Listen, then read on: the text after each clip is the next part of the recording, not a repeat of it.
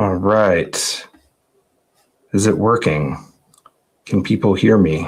Hello there. Hi, everybody. Welcome to this live event here that we're doing. Thanks so much for joining me. I'm just making sure everything is working here. It's looking like everything is working. Great. I'm going to get this thing out of my way and say hello to each and every one of you. My name is Sajah Popham, and I'm the founder here at the School of Evolutionary Herbalism. And welcome to this special live class that I have assembled especially for you here, called Materia Medica Maps. And I'm going to be perfectly honest, this is a brand new class. So thank you for being my guinea pig. No, I'm just kidding. But for real, this is actually a new class. I'm super excited to be sharing this with you. I had this idea a couple of weeks ago, and I felt like I was struck with a moment of inspiration and put this class together to share with everybody here while we have been in the midst of our enrollment period here for our annual registration for Materia Medica Monthly. I'm going to talk a little bit more about the program at the end of the webinar, so be sure to hang out until then. And super excited to be sharing some of those details with you all. And I just want to say thank you for joining me here live. And we've been busy over here sharing lots of free content over the last week. How many of you joined in the herbal monograph map? Have you all been in the herbal map? Do you know what's been happening? Last week, we opened up our workshop series called the Herbal Monograph Map, where I go into a whole bunch of detail on what I see as really the essential information that you need to know about a medicinal plant in order to use it effectively. And through that, also laying out for you a pattern, a framework for how to create your own herbal monographs, how to kind of compile all the relevant information into a really great reference tool for you. There's some great templates over there. Anyways, lots of great stuff. And that free workshop is open until, when's it open till? Tomorrow at midnight, Pacific time is when that's going to be going down. So if you have not joined Herbal Monograph Map, it's totally free. I'm sure Jocelyn or someone from the team can post a link there. Don't leave me here to go over there, because this is live and happening now. And that's available until tomorrow at midnight. So be sure to check it out. There's some really great resources for all of you over there. And for those of you that have been in there, thank you. And I hope that you have enjoyed it. And today I'm going to take you a level deeper. So everything that I shared in that herbal monograph map, I'm going to show you tonight kind of the deeper synergies that can happen when you take that framework I laid out in the monograph map. And if you haven't been in there, don't worry. This is not going to be over your head. I'm going to explain it in a way that even if you didn't do that workshop, this will still make sense. So fear not. This class here is all about, regardless of where you're at on your plant path, right? Whether you're just getting started, you consider yourself a beginner, or if you consider yourself more advanced, maybe you see clients, maybe you help your friends, your family, your community, whatever stage you're at. The framework that I'm going to be sharing with you this evening is really all about having a holistic understanding of the plants that you work on. And I know I work with, and I know I say that a lot, a holistic understanding, but that's really what I'm all about, is holistic, understanding the whole plant, the wholeness of the plant. If you go out into the world and you go on Google or you go on Chat GPT or whatever people use to find out information about herbs, I recommend having a very nice physical herbal library of reputable sources of information, especially these days. But oftentimes you go out there and you look at herb, and what you end up finding is, oh, well, this herb is good for that. And, everybody hears echinacea is good for a cold and flu, and elderberry is good for flu, and peppermint is good for an upset tummy, and all that stuff. And that's useful to an extent. That can be useful information for, say, the layperson. But for you, for the person that, if you're here with me, I'm assuming you have a deeper interest in herbal medicine, that you are obviously here, you're investing some time and effort and energy to learn more about herbal medicine. I'm assuming you're probably beyond that just kind of general interest in herbs. You want to take it to a little bit of a deeper level. For those of you, maybe you want to be a clinical practitioner, or if you just want to understand the herbs better for yourself, your family, whatever that looks like, there is a way of looking at a medicinal plant that allows you to see what I like to think of as like the total global property of that herb, how that whole herb affects the whole person.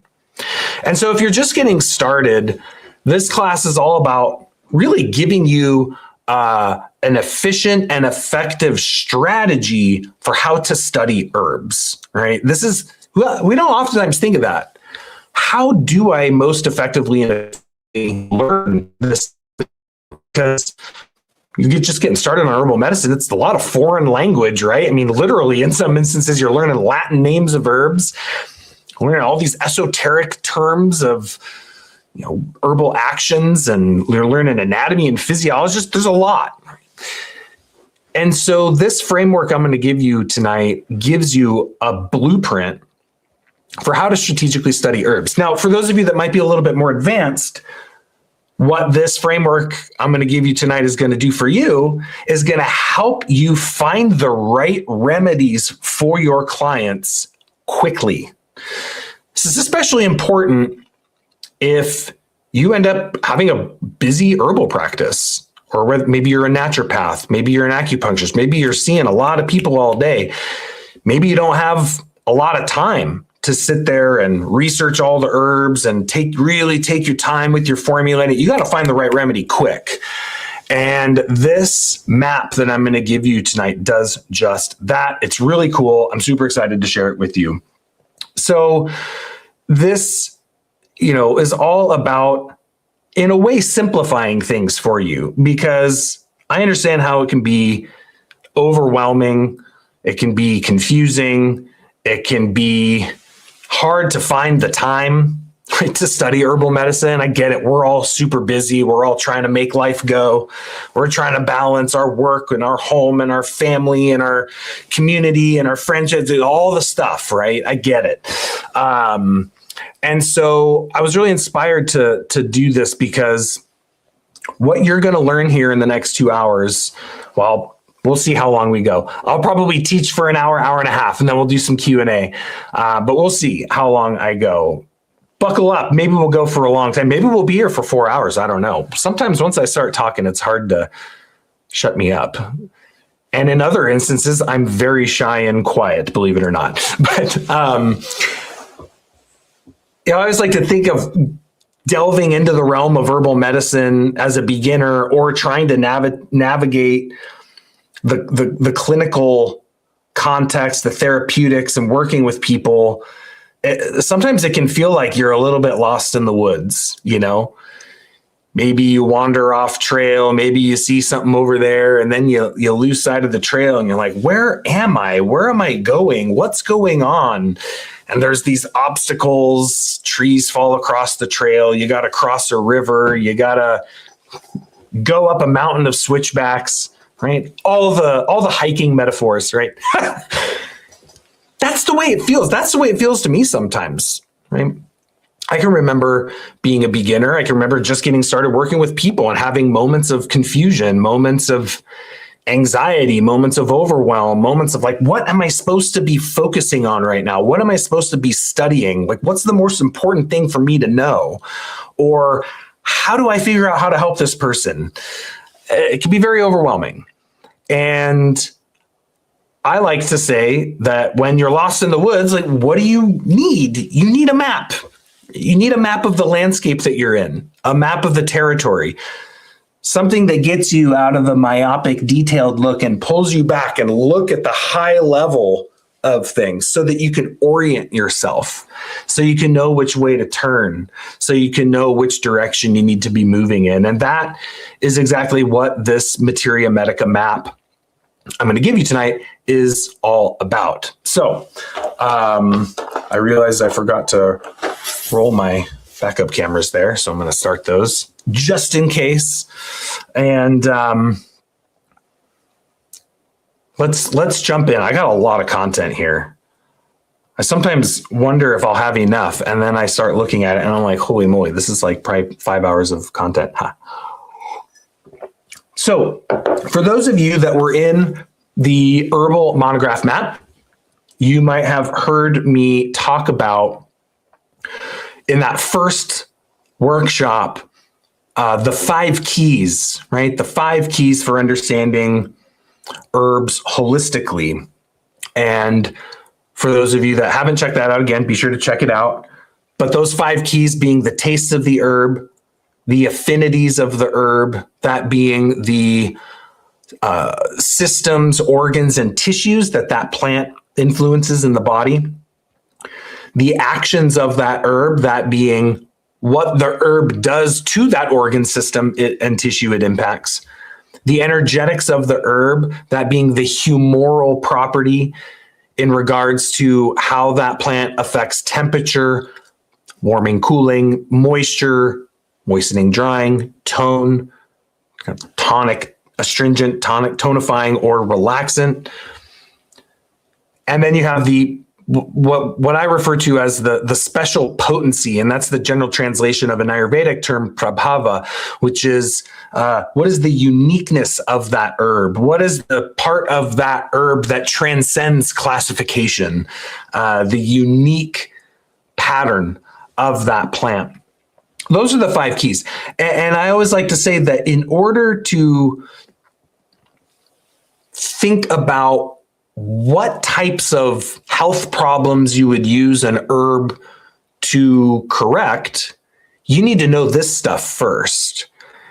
So you can't base an herbal practice on here's the headache herbs and here's the upset tummy herbs and here's the cough herbs. It's not specific enough. We have to really have a deeper understanding as to why those herbs are remedial for those types of conditions, symptoms, diseases, constitutional patterns, etc. In the monograph map, I talked about those properties separately, right? Here's the taste, here's the actions, the affinities. The trick is that those keys are not separate. That there's actually, to really understand an herb, you have to overlay them. You have to synergize those keys into a holistic understanding, into what I think of as functional herbal categories. And these functional herbal categories, again, guide your studies. They also become clinical blueprints for you, reference tools, if you may, in order to find the right remedy that matches the person. And that saves you an incredible amount of time, and I believe increases your speed of learning and, more importantly, implementation.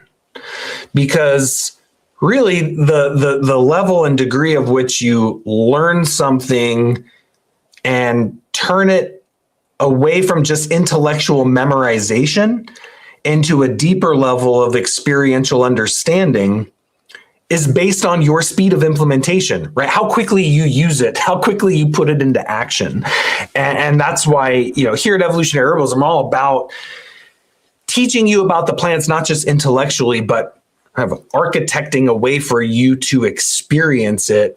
And that is really the pathway, I think, to I'm always hesitant to use the word mastery, but we'll just say it because I can't think of another word, but how to really have a deep and effective knowledge of the herbs you use. So it also gives you some semblance of organization and structure to the massive amounts of herbs that we have in our herbal Materia Medica. I mean, it's overwhelming, especially if you're undertaking a global Materia Medica where you're using North American herbs, South American herbs, European herbs, Ayurvedic herbs, Chinese herbs, herbs from other parts of the world. That's the way a lot of herbalists practice these days. I personally tend to predominantly use Western herbs. I mostly use North American and European herbs, a couple Ayurvedic herbs, a couple Chinese herbs, but mostly Western herbs is the basis of my Materia Medica.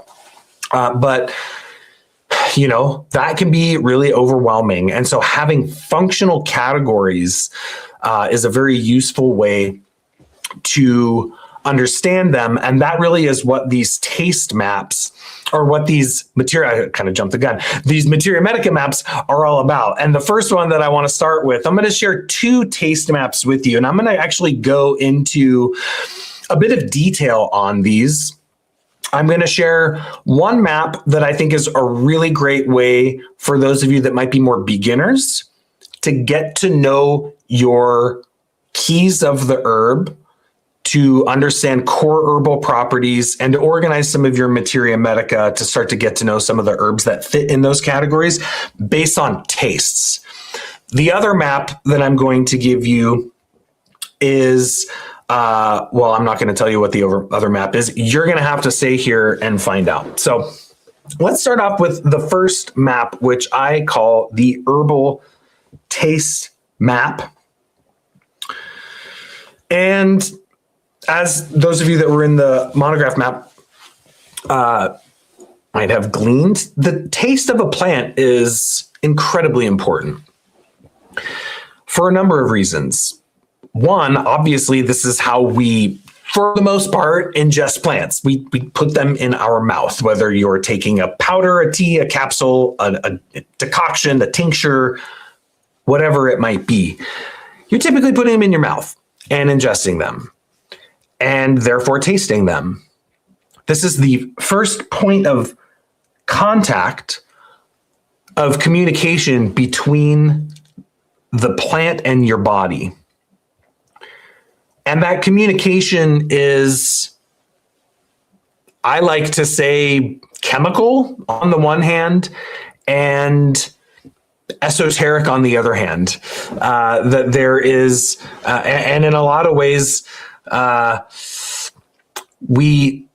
science doesn't exactly have all of the answers as to how an herb impacts the human body, in the sense that there are pharmacological impossibilities that appear to occur when we take medicinal plants. Like a really great example of that would be a demulcent herb like Althea officinalis or marshmallow, where you hold the marshmallow slime, right? If you make a room temperature infusion of marshmallow and you get that nice, thick, slimy, demulcent mixture, and you hold it in your mouth. You don't even swallow it. You hold it in your mouth,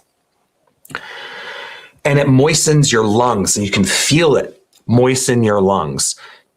Technically, from a pharmacological perspective of marshmallow root, that's not possible.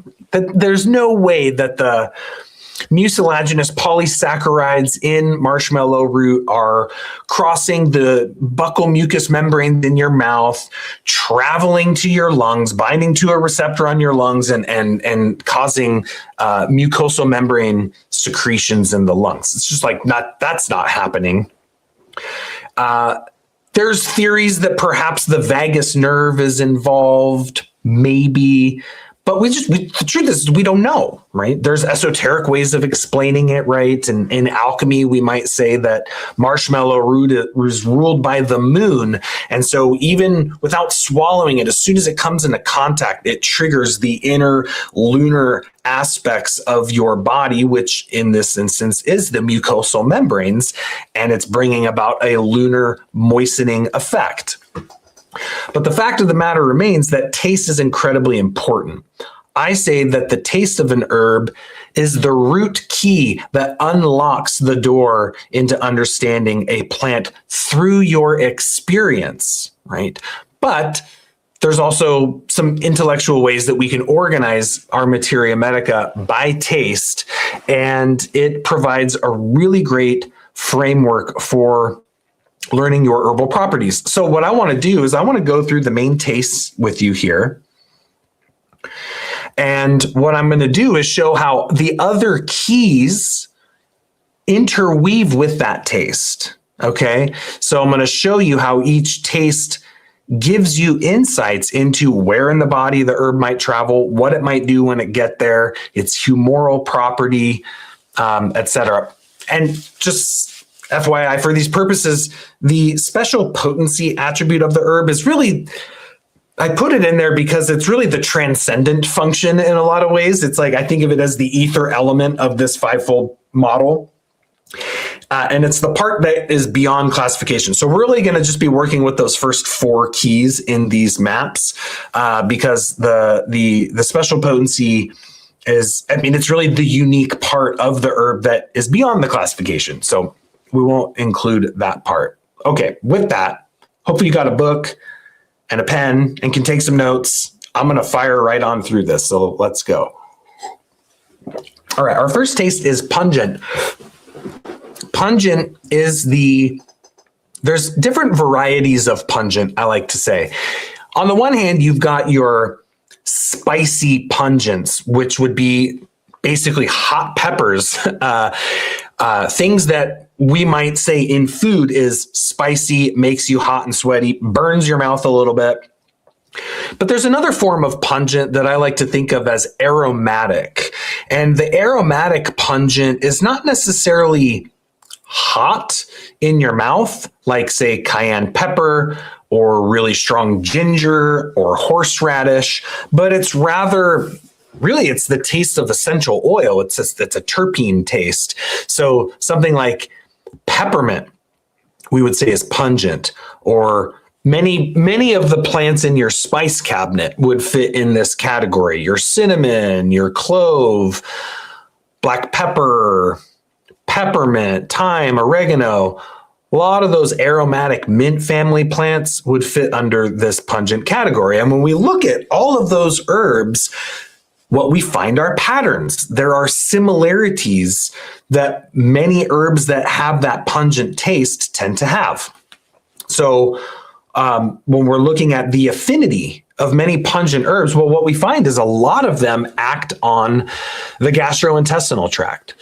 Many of those herbs tend to have, and I'm going to kind of overlay our actions with the affinities. So as I talk through the affinities, talk about, okay, they tend to travel here, and then here's what they do there. So this is the map. Okay, so then they go to the digestive system, and once they get there, they tend to have a carminative action. That means they're going to increase that local circulation to the gut, and they're going to warm the core.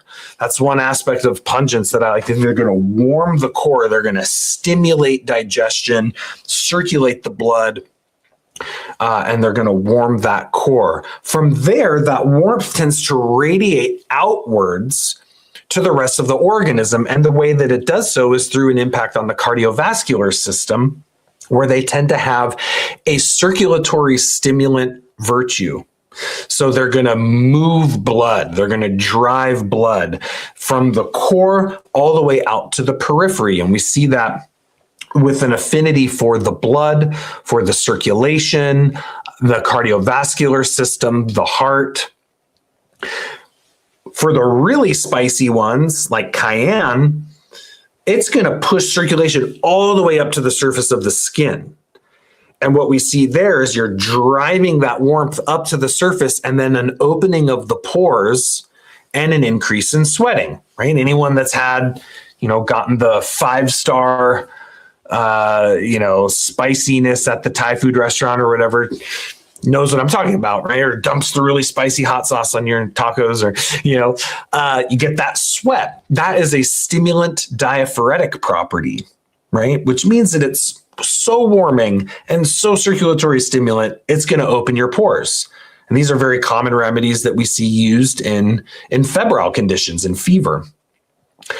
many of these pungent herbs, we could say has an influence on the immune system, in the sense that many of them tend to have a degree of antimicrobial property. Oftentimes they will address a variety of microbes or bacteria. And the way in which herbs do that is complex. It's not just the herb kills the bacteria, but rather perhaps stimulates some component of immunity or flags that microbe so that the immune system can better recognize it. There are lots of different mechanisms by which that happens, but we do see they tend to support the immune system either directly or indirectly. Many of these herbs affect the mucosa, and the mucosa would be in the digestive system, in the urinary tract, in the respiratory system. And oftentimes they have that antimicrobial property in those mucosal membranes. Now, zooming in specifically on the lungs, we see that they oftentimes have a stimulant expectorant property. Right? You ever eat something really, really spicy and it makes you cough? That would be that property at play there. So these are some of the virtues of pungent tasting herbs. They typically have a hot, dry, humoral property. And this is kind of the pungent map. And so again, what you could do is find some pungent herbs. And when you find those pungent herbs, you study the taste of that herb, the actions, the affinities, and the energetics, and then optimally experience it for yourself. Some great examples, again, I personally really like cayenne, ginger, garlic, thyme, oregano, cinnamon, rosemary. Lots of these herbs are really great examples of pungent. Okay, bitter. Bitter is, our body has very specific receptors on the tongue for the bitter taste, and that's technically what defines the taste, is that you have receptors for it.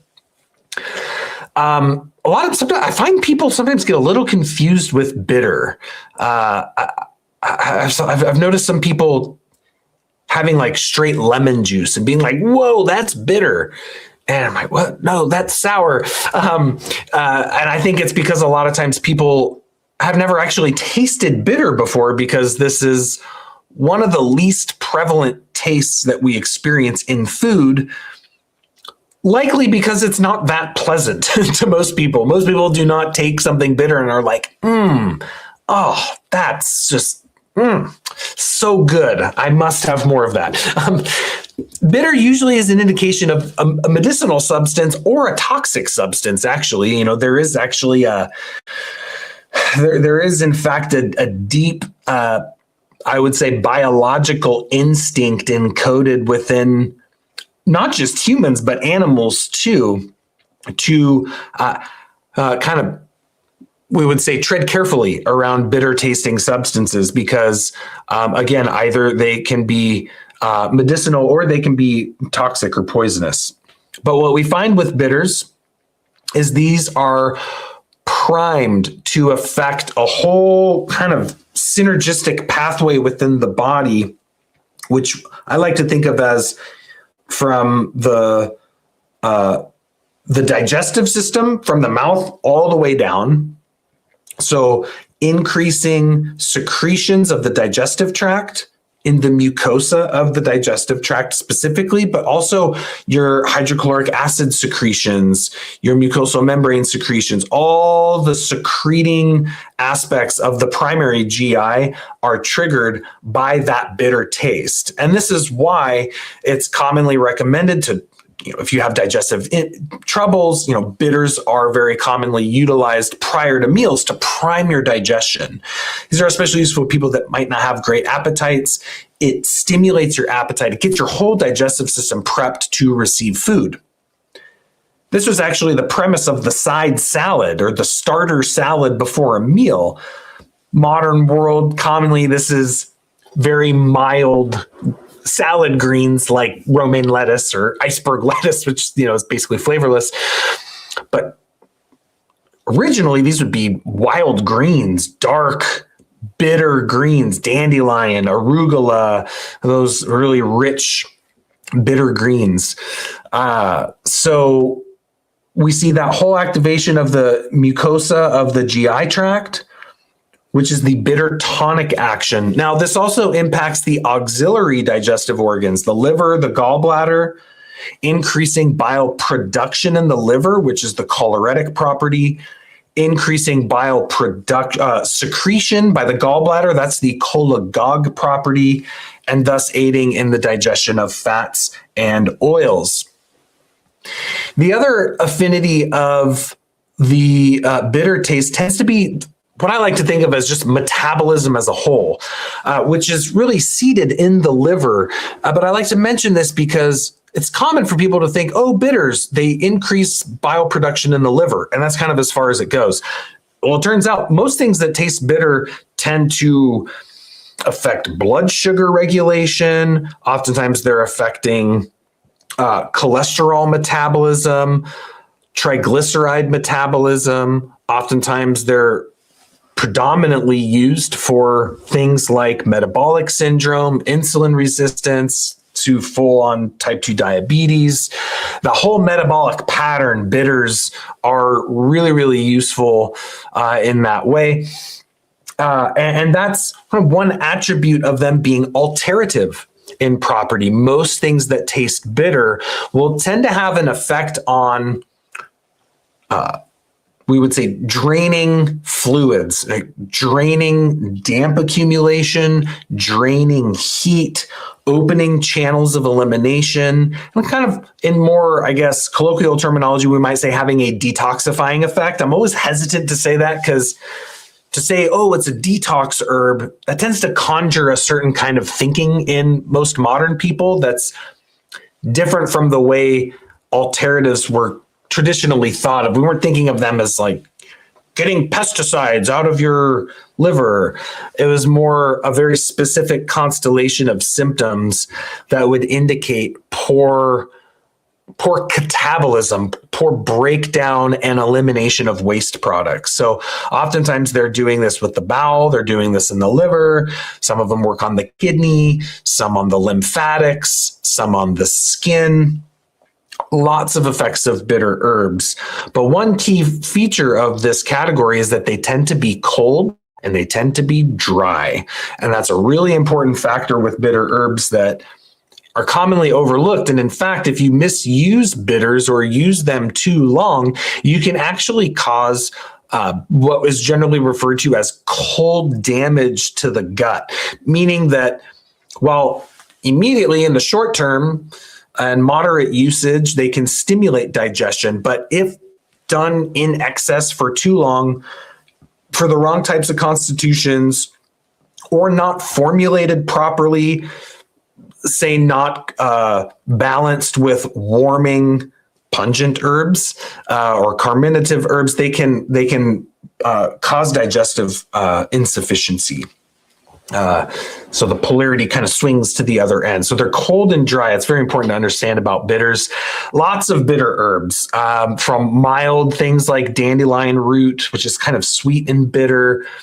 Dandelion leaf is more salty and bitter, to things like artichoke, to our alkaloidal type bitters. Oftentimes these are berberine herbs like Oregon grape or berberis, yellow root, golden seal, to really strong, almost purgative type bitters like chelidonium or fringe tree. Gentian is very strong. I mean, there's so many bitter plants out there. It's like, when do you stop? But those are some examples of some bitter tasting herbs. Our next taste, I'm going to put bunny ears around it because it's not technically a taste, and this would be the astringent taste, which is more accurately described as a mouth feel or a mouth sensation that you experience on the mucosal membranes in your mouth. I was explained the astringent taste as this is one most people can relate to, is if you try to eat a banana that's slightly unripe, maybe it's still got that little bit of green on the peel, but you really want to eat that banana, and you take a bite and it instantly puckers up your mouth. It dries your mouth. You can feel your cheeks get tight, dries up all of your saliva. If you've ever had maybe an oversteeped cup of green tea, that's another really great example of astringency. And this is typically due to the presence of tannins, tannin compounds that are astringent in nature. Now, Chinese medicine does not recognize astringency as a taste. So the Chinese system has 5 tastes. Western herbalism does put astringency in there. It depends what teacher you are hearing. Some do, some don't. Ayurveda includes it into their system of tastes. So some systems consider this a taste, some don't. I like to include it because I think it's a good taste to learn. You will experience it with herbs, and it's not covered by the other 5. So I think it makes sense to have it here. Even though it's not technically a taste, there's no astringent taste buds on your tongue. But what this taste affects is the mucosa. It affects the mucosa, the skin, pretty much anything that it comes into contact with. It will have this tightening, binding effect.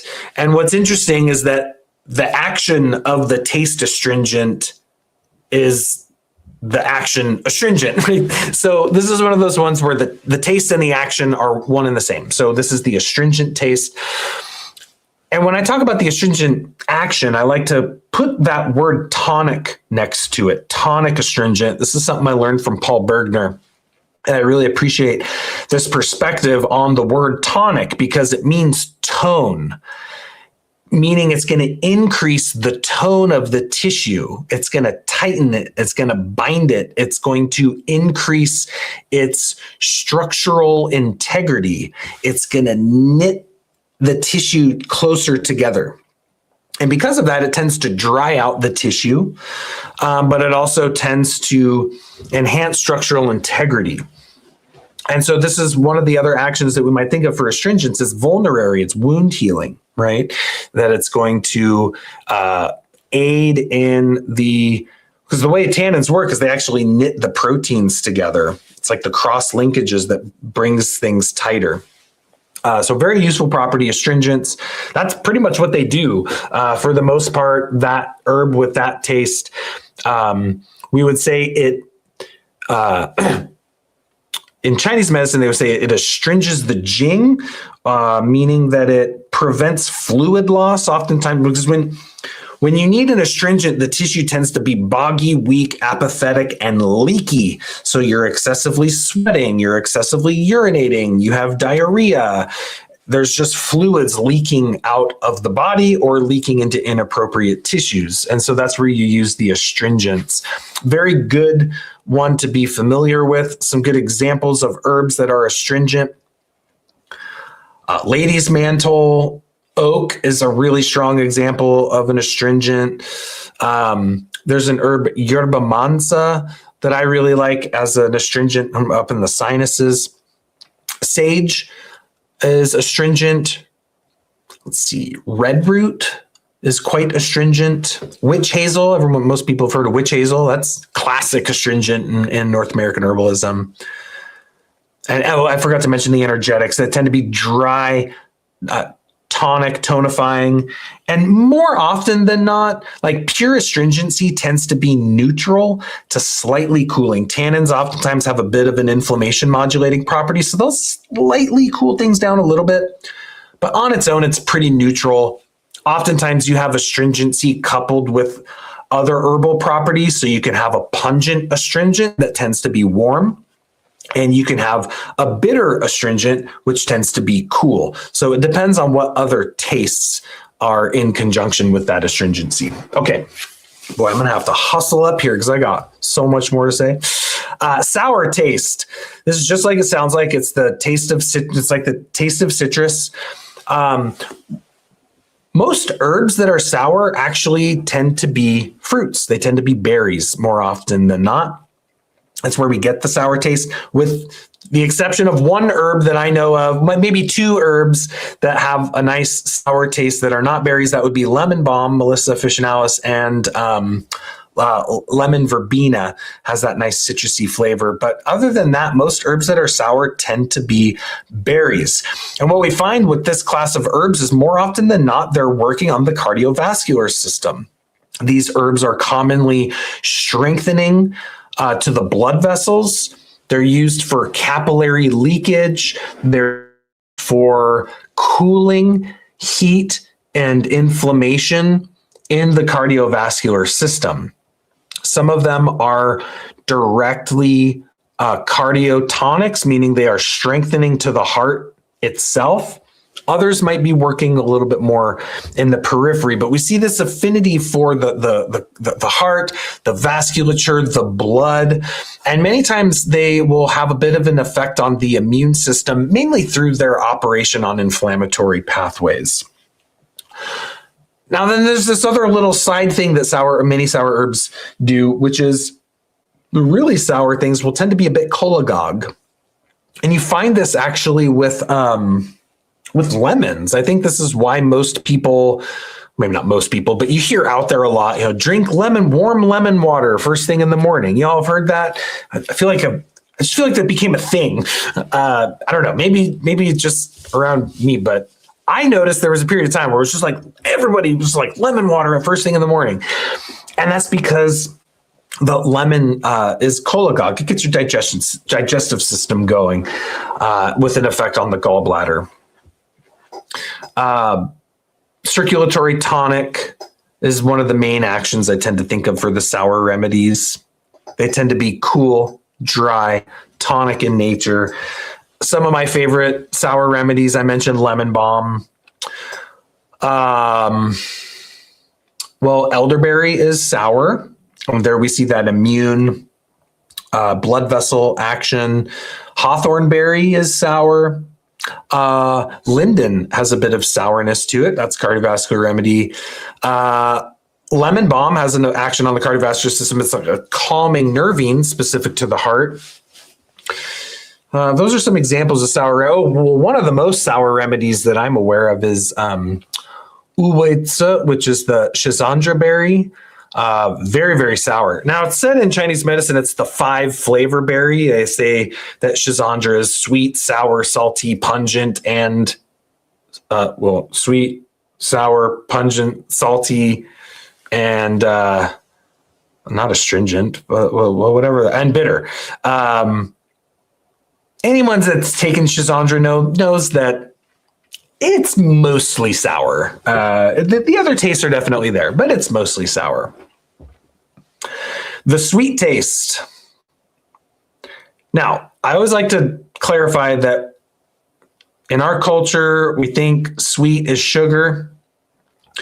In herbalism, sweet is more like starchy, I think is a better way of describing it. It is it's like the taste of carbohydrate. So if you were to just think of, or bland probably is a better way of saying it, just bland, neutral, like the taste of rice would be considered sweet. Most people think plain rice doesn't really have much of a flavor, but in the context of herbalism, it would be considered sweet. So the sweet taste in herbs tends to affect the mucosal membranes of the body, but in a different way than, say, bitters affect it, and in a different way that astringents affect it. Sweet taste tends to moisten the mucosal membranes. It's going to increase the secretions and moisten dryness. Now, the bitters tend to increase secretions short term. Those secretions leave the body and actually in the long run tend to make you more dry. The sweet herbs build up and nourish and hydrate and moisten tissues that are weak, deficient, dry, atrophic. This affects the lungs. This affects the gastrointestinal tract. This affects the urinary tract as well, which are our main mucosal membrane lined organ systems. The female reproductive tract would go in there, I would say, as well, though less remedies work on the female reproductive tract in this way as they do some of those other mucosal membranes. Now, the sweet tasting herbs, oftentimes we see have an impact on the hypothalamic pituitary adrenal axis. Many times they're working on the endocrine system through the HPA and have that adaptogenic property. So if we look at a lot of the adaptogens, many times they have an underlying sweet taste that's usually coupled with other taste, but we certainly see that with, say, well, especially the white Asian ginseng, the American ginseng, eleuthero, they have that underlying sweetness to them, nourishing and building. I think that's the main pattern of sweet herbs. They tend to nourish weakness. They strengthen weakness, and then they moisten dryness. So they do that through a demulcent action on the mucosa. They do that. Oftentimes they are nutritive. They oftentimes are emollient, which means that they soften hardness. Okay. And then from a Chinese perspective, we would say they're yin tonic, right? They nourish that yin element of the body, which we would say is that kind of downward bearing, moistening, cooling effect. Sweet herbs, of course, one of our main examples of a sweet herb is licorice root. It's probably the sweetest of the sweet herbs. Other examples of sweet herbs, though, would be milky oats is sweet. There we see it having that demulcent, nutritive, nourishing, restorative property for the nervous system. American ginseng is sweet, with a bit of bitter there too, for sure. Shatavari is sweet. That would be asparagus racemosus, an Ayurvedic herb. One of my favorites is Polygonatum biflorum. That would be Solomon seal, very nice sweet herb. And lots of our demulcents, marshmallow, slippery elm. These are all great examples of sweet tasting plants. And finally, with this map is our salty taste. Now, the salty taste, again, kind of like sweet, we tend to think of saltiness as the taste of salt, table salt, which of course is true.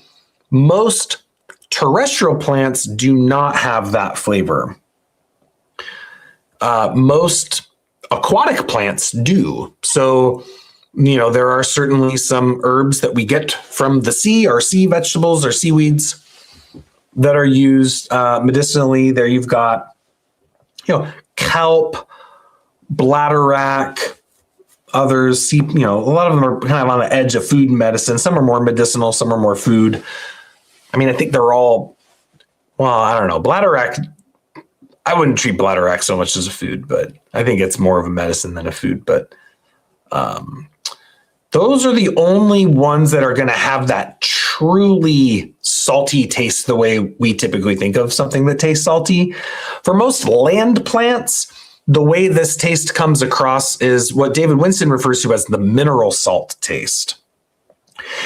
And it's a hard taste to explain. The best way I can think to explain it is like the firm kind of crispiness, green taste of celery or kale. I think the Laciniata kale, I think, has a really good example of the salty taste. It's a little astringent, it's a little bitter, but I think it's mostly mineral salt. But what this taste typically indicates in a plant is that it has oftentimes an impact on the genitourinary tract, oftentimes as a diuretic or an aquaretic. That certainly is true with celery. Celery is quite diuretic. And this is because the mineral salt taste usually indicates the presence of minerals. And some of the most prevalent minerals in plants would be things like sodium and potassium, which is what's happening exchange-wise at the kidney level in kidney function and the formation of urine and things like that. So oftentimes these herbs are diuretic or aquaretic and cause fluids to be urinated out the kidneys. Now, because oftentimes they're very rich in minerals, they will have an action on the musculoskeletal system. So a lot of these herbs are nutritive tonic, strengthening to the structural tissues of the body, bones, teeth, hair, skin, nails, connective tissues, tendons, ligaments, cartilage, all of that enhanced by those mineral salt herbs. Many mineral salt herbs are alterative, which I would say is more of an umbrella term. Obviously, if something is diuretic, it's technically alterative because that is a channel of elimination. So they're alterative in that many of them are diuretic and acting on the urinary tract, but many of them are also lymphatic, meaning they will help move the lymph, oftentimes used during or post-infection when people got swollen lymph nodes and things like that. So typically cool and dry. There's some exceptions, but most salty herbs are going to tend to be cool and dry. Some great examples of salty herbs. Red clover is a good example of a lymphatic salty herb. That one's actually moistening, so that's a little bit of an exception. Cleavers, diuretic, lymphatic, salty taste. Nettle leaf, great example of a salty herb, very mineral rich, good for, weakness of the hair, skin, nails, bones, skin, all of that.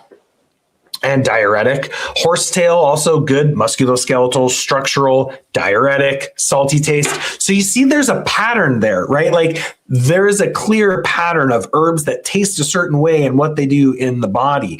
That's why I like to call these maps. And when you start to get a sense for the overlap of these properties and how, okay, you taste a certain thing, we can assume a certain pattern with that taste in terms of where in the body the plant goes, what it does when it gets there physiologically, and what it does when it gets there energetically or humorally. You can start to build a pattern-based understanding of the herbs rather than just having to memorize it, right? And this is where the taste comes in, because it's one thing to read about how bitter Oregon grape root is.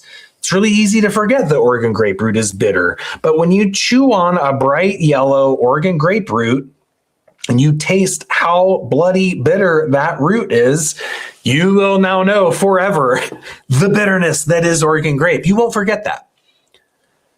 Because let's face it, we forget what we read. We forget what we hear some teacher tell you. We forget what some book says, but we remember our experience. And so the more that you can couple your experience of the herbs with your studying of the herbs, man, I'm telling you, that is like, pouring gas on the fire. I wish I had more of an herbal metaphor to use, but you get my point. It enhances your learning of those remedies really, really quickly. So that is our taste map. Now, that's like a very high level overview of that map. Typically, I could spend an hour and a half on each of those tastes and just go way detailed about it. But that's the high level terrain of the taste map. And I think that is one of the best tools that you can use in order to study the plants according to this pattern, because you're not just studying the herb, you're studying the properties, you're studying the anatomy and physiology of where it goes. You're learning your humoral energetics as you go. And that way, you're studying all the relevant aspects of herbal medicine. Now, the next map, holy moly, is big. And this is the one that I would say is the very useful map for those of you that perhaps consider yourself a little bit more advanced in your herbalism. Perhaps you're working with clients, you're just getting started to, or you're wanting to have a study model for getting to the point where you can start helping people therapeutically. This is the map, and this is what I call the affinity map.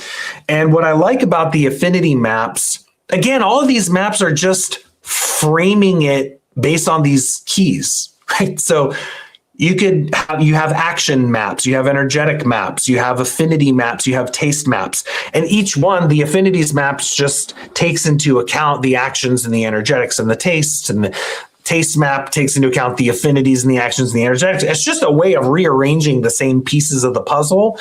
But I find when you move those parts around and study it through different lenses, you see it through a different angle, and it opens up this whole other layer of understanding of what these herbs are actually doing. But the affinity map, I think, is the most clinically relevant organizational tool for herbs. Why? Because the way these are structured is you have your specific organ system, and then within that organ system, you have, here are all the relevant herbal actions as they affect that organ system. And then you have the energetic differentials of those actions so that you can get much more specific. And once you get that map, you have the organ affinity, the organ system, you have the actions, and then the energetic differentials of those actions, and your Materia Medica lists of those. That is a hyper-focused organizational system that allows you to look at a client, say, oh, they need a warming, drying, stimulant expectorant, for example. And then you're like, okay, what are the warming, drying, stimulant expectorants? Maybe you can't think of all of them off the top of your head. Now you have a very targeted list of resources that's infinitely more specific than here's your huge laundry list of herbs that are, quote, good for a cough. And you're trying to, should I use marshmallow, or should I use wild cherry bark, or should I use osha, or should I use elecampane, or horehound, or lobelia? Like those herbs I just listed are all totally different types of lung herbs. And so what the affinity maps allow you to do is get super dialed, super precise. And I'm super excited to share with you the very high level overview of these. I'm going to go through them pretty quick. Basically, what I'm going to do here is at the very least give you the organ system with the actions, and then some sub-classifications of energetic differentials for a few of those actions, just so you get a sense for how it works. Obviously, I don't have time to go into Materia Medica listings for all of these, but this is the high-level overview, and you could literally take this framework I'm going to give you and pull out your reference books and just make this your study guide. And you can look at your apothecary shelf, all the herbs that you have, and just plug them in to this framework. And it's a fun project. I mean, if you enjoy herbalism, this is fun stuff to do. So I encourage you all to do that. It's a great way to learn your herbs. It's a great way to organize your thinking around it. And it's a great way to have a quick reference tool to help your clients. Now, I will just say, this framework that I'm giving you here is exactly the content that I'm going to be teaching. I'm starting a whole new series. So and I'm not going to get too into it right now, but in Materia Medica Monthly, which I'll talk about more later, every other month I do a live class just like this, right? I'll sit here, I'll teach for an hour, hour and a half, do a Q&A session, answer a bunch of questions. We have a great time. It's super fun. For the last few years, I've been building out the herbal actions maps. And so we've been going deep into all the actions. This year, I'm switching it up and I'm starting a whole new map series, and I'm going into way more depth and detail on these affinity maps. And I'm super excited about it because I have a blast putting it together, and they're just super useful. So anyways, let's dig in. Respiratory system. The most relevant actions for the respiratory system. Well, first you got your upper respiratory system, which would be your decongestants, right? Your decongestants, those are the ones you usually use for the stuffy nose, the colds, the flus, the sinus congestion, sinusitis, things like that. Some of them are cold and bitter, right? Other ones tend to be warm and pungent and aromatic. So, for example, golden seal is like a bitter cold decongestant, whereas horseradish is a pungent warming decongestant, right? So there's that. Then you have your expectorants. Now, the expectorant is the main property we typically think of for the respiratory tract: to clear the lungs, to aid in supporting the cough. But there's lots of different types of coughs, and you can support a cough in different directions. This is why you need those subclassifications. So you have, for example, stimulant expectorants that tend to be hot and dry. You have demulcent expectorants that tend to be cool and moist. And then you have relaxant expectorants, which tend to be antispasmodic, right? They tend to be spasmolytic, dilating to the bronchioles. Some of them are moistening as well, but most of them tend to kind of open things up, or what we might say, they level out the cough. They make it so you're not having those like really intense coughing fits. So the expectorants are key category for addressing the lungs. I would say also in here you have antimicrobial type properties. There's certainly herbs that are very beneficial for certain infectious states of the respiratory tract, antibacterial, antimicrobial type actions. And then you have astringents. And I think of the astringents really a little more for the upper respiratory. The astringents oftentimes really could be kind of a type of decongestant just by drying everything up. But oftentimes they're really useful for that postnasal drip, boggy, mucousy type situations. Again, I like golden seal there. Anemopsis is really great there too. So those are our a little bit of the respiratory map. Those are the main properties that I tend to think of there for the respiratory system. Now in the urinary tract, we have this would be, mainly kidney, ureters, bladder, urethra. So that whole urinary system. Well, of course, here you have your diuretics / aquaretic. These are just going to be the things that make you pee more. Some of them do that more through mineral exchange, which is more the aquaretic property. Others do it through actually stimulating the kidneys, some might say irritate the kidneys a little bit into a greater level of activity.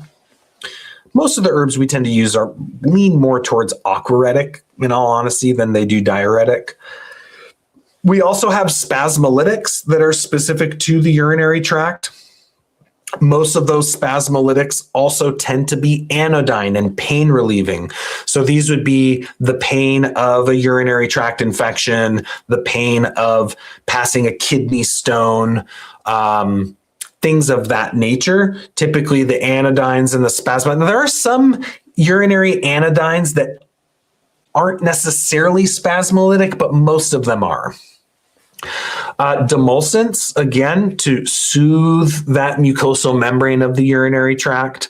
We're typically using those to ease the passage of a kidney stone, also using that to cool and soothe inflammation and irritation, urethritis, cysti, a lot of the itises is where we like to use those. Of course, there are kidney and urinary tract specific antimicrobial herbs again. So those herbs that will generally help support the body in the fighting off of an infection in that local tissue. We have astringents, urinary astringents. These are often used for that leaky kidneys. People urinating a lot. Maybe you have to wake up at night to urinate a lot. Maybe they cough or they sneeze and dribble a little bit of urine out, right? They're not able to hold it in. So those astringents are really useful. They're kidney-specific astringents.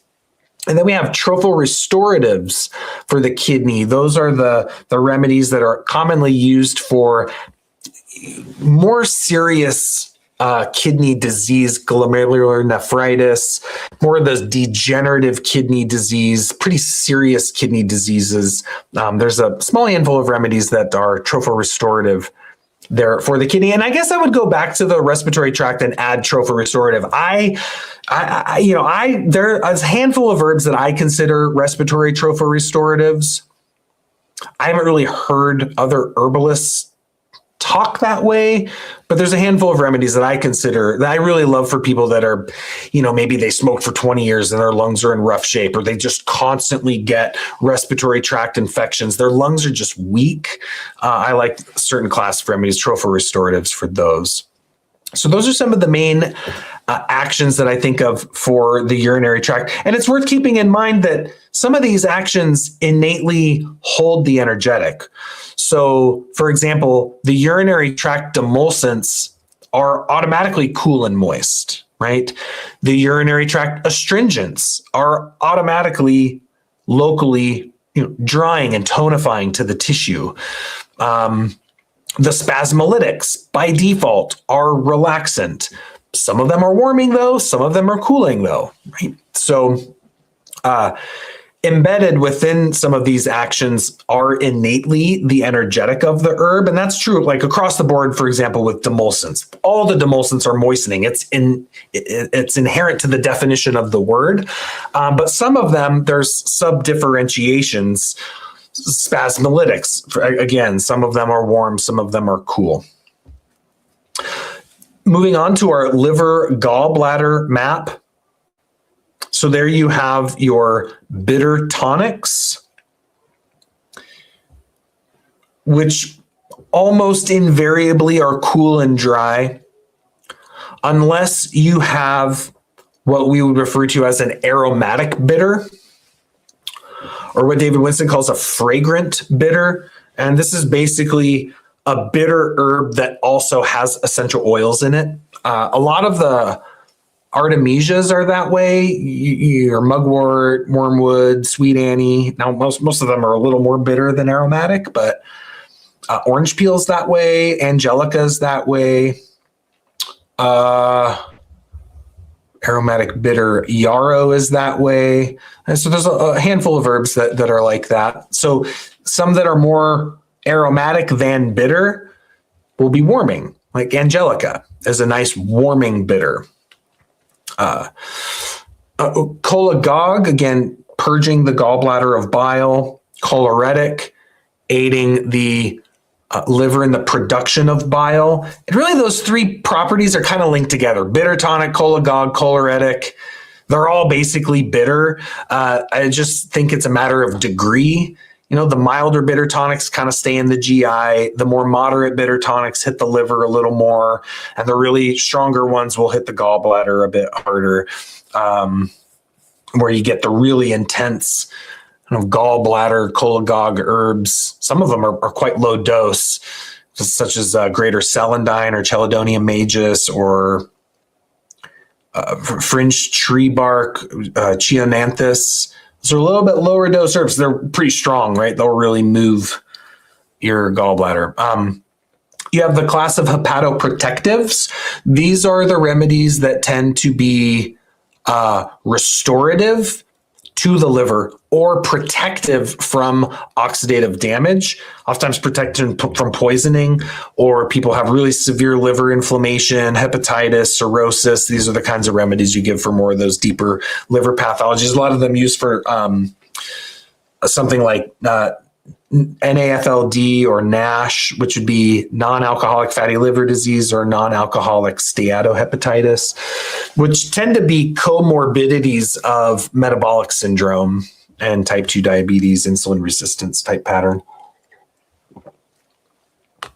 You do have spasmolytics that are very specific here. This is more gallbladder and gall duct related. Your liver can't technically spasm because it's not innervated directly by the nervous system. It's also, as far as I know, not surrounded by smooth muscle like, say, your gallbladder is or your intestines are. They can't squeeze. But your gallbladder certainly can, as anyone that's had a gallstone knows. So the spasmolytics have application there.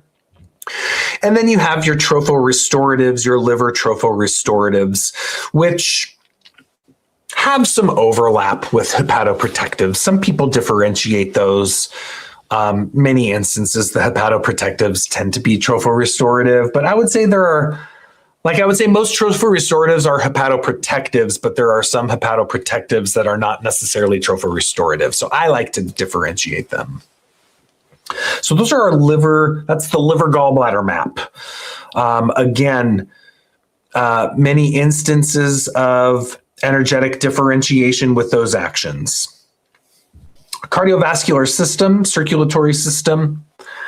One action here would be our diaphoretics. So these would be generally subclassified into stimulant diaphoretics and relaxant diaphoretics. The stimulant ones tend to be hot. The relaxant ones tend to be relaxant. They open everything up. I won't get into too much detail about that differential, but it is good to differentiate them for different stages of a fever. Now, diaphoretics are in many instances a sub-property of a circulatory stimulant. So you can have herbs that are circulatory stimulant, but not necessarily diaphoretic. But most things that are diaphoretic are moving blood, right? They're stimulating the flow of blood throughout the body. So circulatory stimulants, most tend to be hot. Vasodilators, we could say some like this action, some don't. But vasodilators basically are relaxants. In many instances, they might be similar to a relaxant diaphoretic, but there are a class of herbs that actually are specifically vasodilating and used for situations of hypertension. So that's kind of a very specific class. But then you have your vascular tonics astringents, which would be kind of opposite to a vasodilator, meaning that they tonify and enhance the structural integrity of the blood vessels, more specifically the capillary beds. And you see that people that need that, sometimes you'll see it with elderly folks where you can see all the little capillary beds like in their cheeks, the broken capillary beds in their cheeks, and it's usually pretty red. That usually is indication for needing vascular tonics. And in that category, I would say is basically things that are antioxidant would go there. We also have styptics here. These would be herbs that staunch blood flow, also known as hemostatics. So I kind of lump that in with cardiovascular, circulatory, blood category would be the hemostatics. And then there we also have the trophorestoratives. These would be your cardiac trophorestoratives, those herbs that help to strengthen the heart.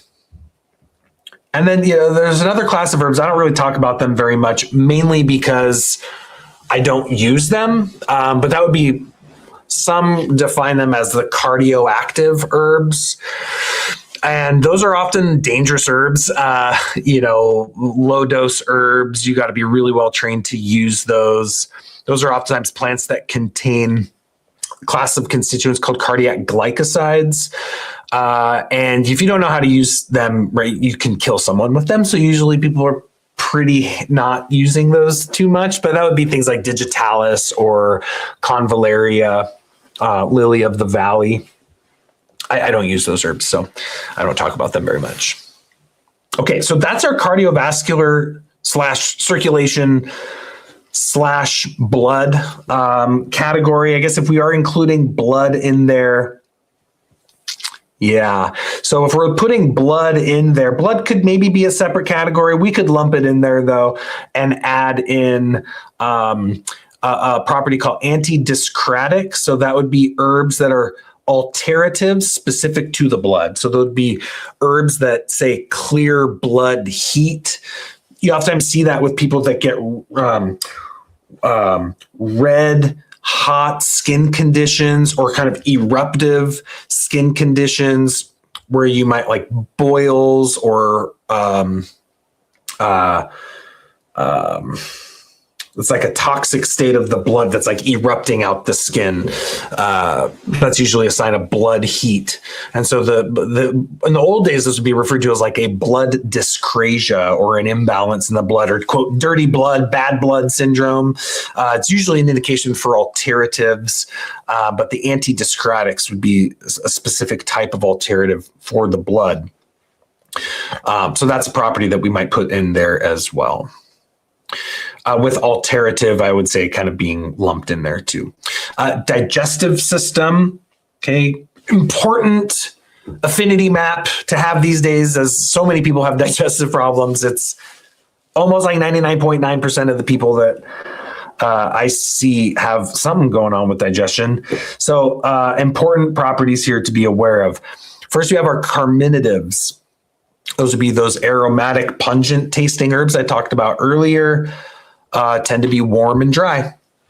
Bitter tonics, talked about those earlier with the bitter taste, tend to be cool and dry.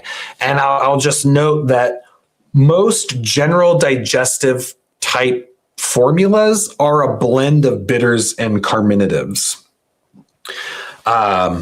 Because they balance each other out very nicely, right? The carminatives warm up the bitters cool down the carminatives. They both tend to be dry, so usually that's balanced with maybe something a little moistening or demulcent to counteract the drying effect, and then you have a pretty nice, balanced, humorally balanced digestive formula. Now, this is an odd one here, but it's kind of genius if you think about it, and that's vulnerary. Might surprise you to hear me say vulnerary under the digestive system. It's like, wait a minute, vulnerary, that means wound healing. That's like putting calendula and plantain on your road rash that you got, or your scrape or cut that you got. And that's true. Yeah, that is true. That is a vulnerary, is wound healing. But it's a topical effect. And that means it's any time those herbs come into contact with the tissue itself, it's going to have that effect. Well, if you drink that herb in, say, a whole bunch of tea, and you swallow it, and it's touching your gastric tissue, it's touching the wall of your intestinal tract, it's going to have that vulnerary effect. Very specific property for things like leaky gut syndrome, colitis, diverticulitis. You want that topical action, those herbs to touch that gastric tissue. So vulnerary is a good digestive property to be aware of. Demulcent, just like the demulcents for the respiratory and urinary tract. Remember, the demulcents affect mucosa. So those are cooling, soothing, moistening properties in the gut. Laxative, of course, most people are aware of what that is. It's good to sub-differentiate it, though, where you've got your bulking laxatives, like psyllium husk, your fiber, essentially. And then you've got your stimulant laxatives, which generally I think are best avoided. That would be herbs such as senna or cascara. Usually don't have to use those. And then you have your kind of milder laxatives that basically are bitter tonic. You have your vermifuges or anthelmintics, which are those remedies that will typically dispel parasites from the gastrointestinal tract.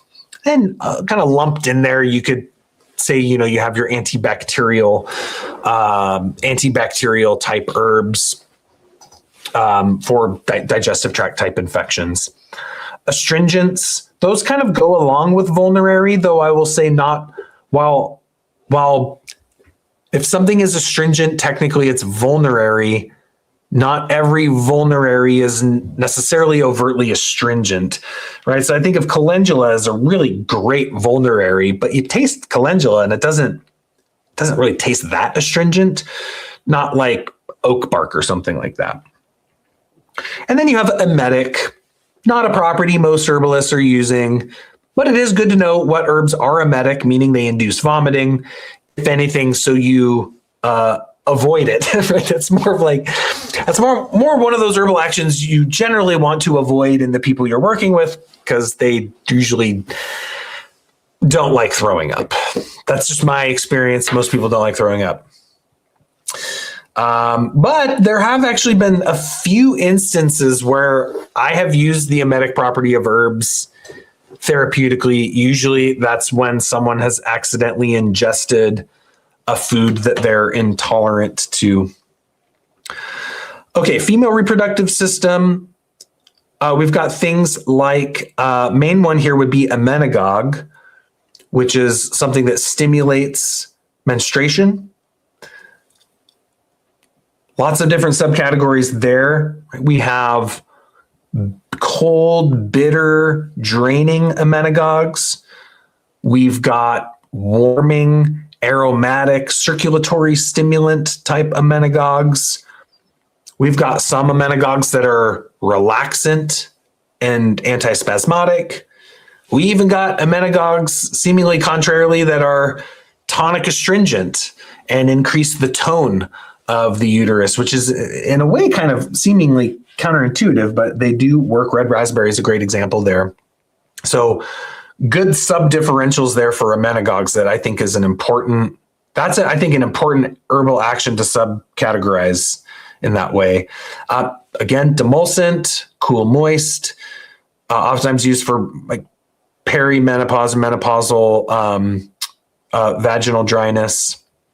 Astringents, tonic astringents, often used as uterine tonics, post-childbirth astringency to bring the tone back to the uterus and things like that. But some of them, again, some of them used as a partus preparator to prepare for childbirth. Also, some of them have emmenagogue effects too. Galactagogue, of course, stimulating breast milk production is pretty specific action there for female reproductive system. And then spasmolytics are very relevant there too, for obvious reasons, as the uterus goes into a state of contraction during the menstrual cycle, sometimes in excess. So the spasmolytics are a very relevant property there, specifically attuned to the female reproductive system. One could also kind of through a roundabout way add in nervine or hypnotic, sedative, anodyne type properties for things like PMS type symptoms, anxiety, nervousness, irritability, frustration, insomnia. Of course, that's not exactly, it's more acting on the nervous system, but there is interplay. And this is where obviously creating categories, sometimes it's like, oh, where does the category end? Because everything ultimately influences something else. So, but that's where I like to consider those properties as well. Male reproductive system, you've got your prostate tonics, typically tonic astringents or trophorestoratives. And then you've got anodyne herbs, pain relieving herbs. Many times they're sedatives and spasmolytics. Those are usually for pain associated with prostatitis, orchitis, epididymitis, things like that, and a small handful of herbs that really tend to affect that area, but good ones to have in your back pocket for anyone that experiences those problems. And I would add a lot of your urinary tract type properties are really the ones that you tend to use in the male reproductive system too. Nervous system, you've got your nervines, and I've seen different herbalists classify herbs for the nervous system very differently. So some would say, oh, nervine is just like a mild calming agent for the nervous system. And then you have like your hypnotic is stronger. I tend to think of nervine as really kind of acting on the nervous system. And then you have different subcategories. So I think in terms of you have your mild nervine relaxant, you have your stronger nervine hypnotics or sedatives. Then you have your nervine trophorestoratives, your replenishing agents for the nervous system. And then you have your nervine stimulants, which obviously are, everyone always thinks of our caffeine herbs there, but there are some nervine stimulants that we use in herbal medicine that I personally think are really great. A good example there would be something like rosemary. I consider rosemary to be a nervine stimulant. You take some rosemary or even just breathe the essential oil, and it's not like drinking a cup of coffee by any means. But it is like, it kind of like perks you up a little bit, right? You take some rosemary and that blood flow to the brain, right? And that's the way I think of a lot of the nervine stimulants. I think actually are what we might say nootropic, meaning that they are enhancing cognitive function, enhancing memory, enhancing focus. Oftentimes they do this through stimulating cerebral blood flow. Sometimes they do this through calming the nervous system, right? If you can't concentrate because you're like scattered and anxious and overwhelmed, taking an herb that calms you down, all of a sudden you can focus. But if you're like, oh, I got the brain fogs and I can't think because everything's so hazy and cloudy, right? And then you get that more stimulant nootropic effect. It's like, my mind is clear now. So I like that property there for the nervous system. And then by association, you have the spasmolytics because your nervous system innervates your musculoskeletal system. So oftentimes when you calm and relax the nerves, you tend to calm and relax the muscles to a degree as well. And the stronger an herb is calming the nerves, typically the stronger a spasmolytic it will be. I think there's some instances of herbs that are spasmolytic that aren't noticeably kind of calmative or relaxant to the nervous system, but I think most of them typically are, at least in my experience with them. So that's a nervous system map. Only a couple more. Hang in there. I know I've been going super long, way longer than usual. If you guys have questions, definitely jot them down because I am going to do a Q&A session for you. So fear not if questions are arising for you. Immune system. So here we have a variety of properties of herbs on the immune system. We have, and the way, it's not always totally known on a scientific basis what exactly herbs are doing to the immune system. There's some herbs where we have more information than others. The human immune system is really, really complex. It's very, very complicated. There's a lot going on there. And to really be able to track how an herb that contains perhaps hundreds of chemical compounds, how they're impacting the immune system, I don't even know how people study that, do research on that. But what we can observe is the resultant effect, and through that draw some conclusions. So first of all, you have your immunostimulants, which are typically those used to generally, as the name implies, stimulate your immune system into a greater level of activity in cases of acute infection from some sort of pathogen. Of course, echinacea is kind of the archetypal immune stimulant in modern day herbal medicine, but there are many others. You have your immune, couple terms you'll hear for this one would be immune tonic or immune amphoteric, mean it's kind of balancing. These are the herbs that are typically used more to, I would say, strengthen your core immune system, right? This is all about building, in a lot of ways, they're vital tonics as well. They're kind of strengthening your core vitality, many times used for immunodeficiency type syndromes, but also immune excess type syndromes, or syndromes where there's alternating and fluctuation between excess and deficiency of the immune system, such as we see in many autoimmune conditions. So a lot of your medicinal mushrooms fall in that category. A handful of adaptogens fall into that category.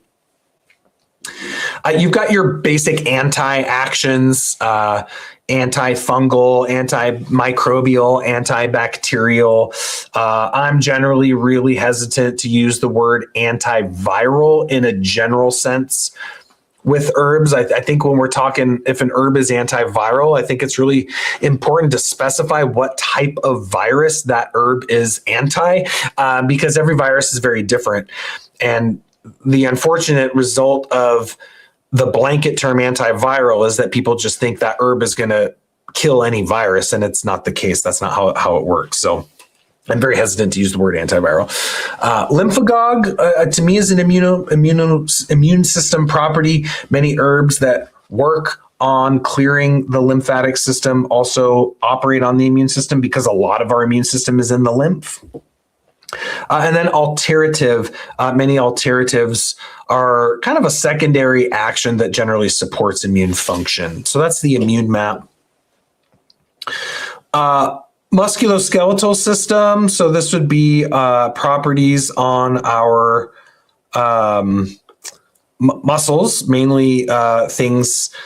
The main differential that I like to consider there for the musculoskeletal system is the smooth muscle versus the skeletal muscle. So the skeletal muscle being the bulk musculature of the body, and the smooth muscle is what surrounds the organs of the body, not all of them, but many of them.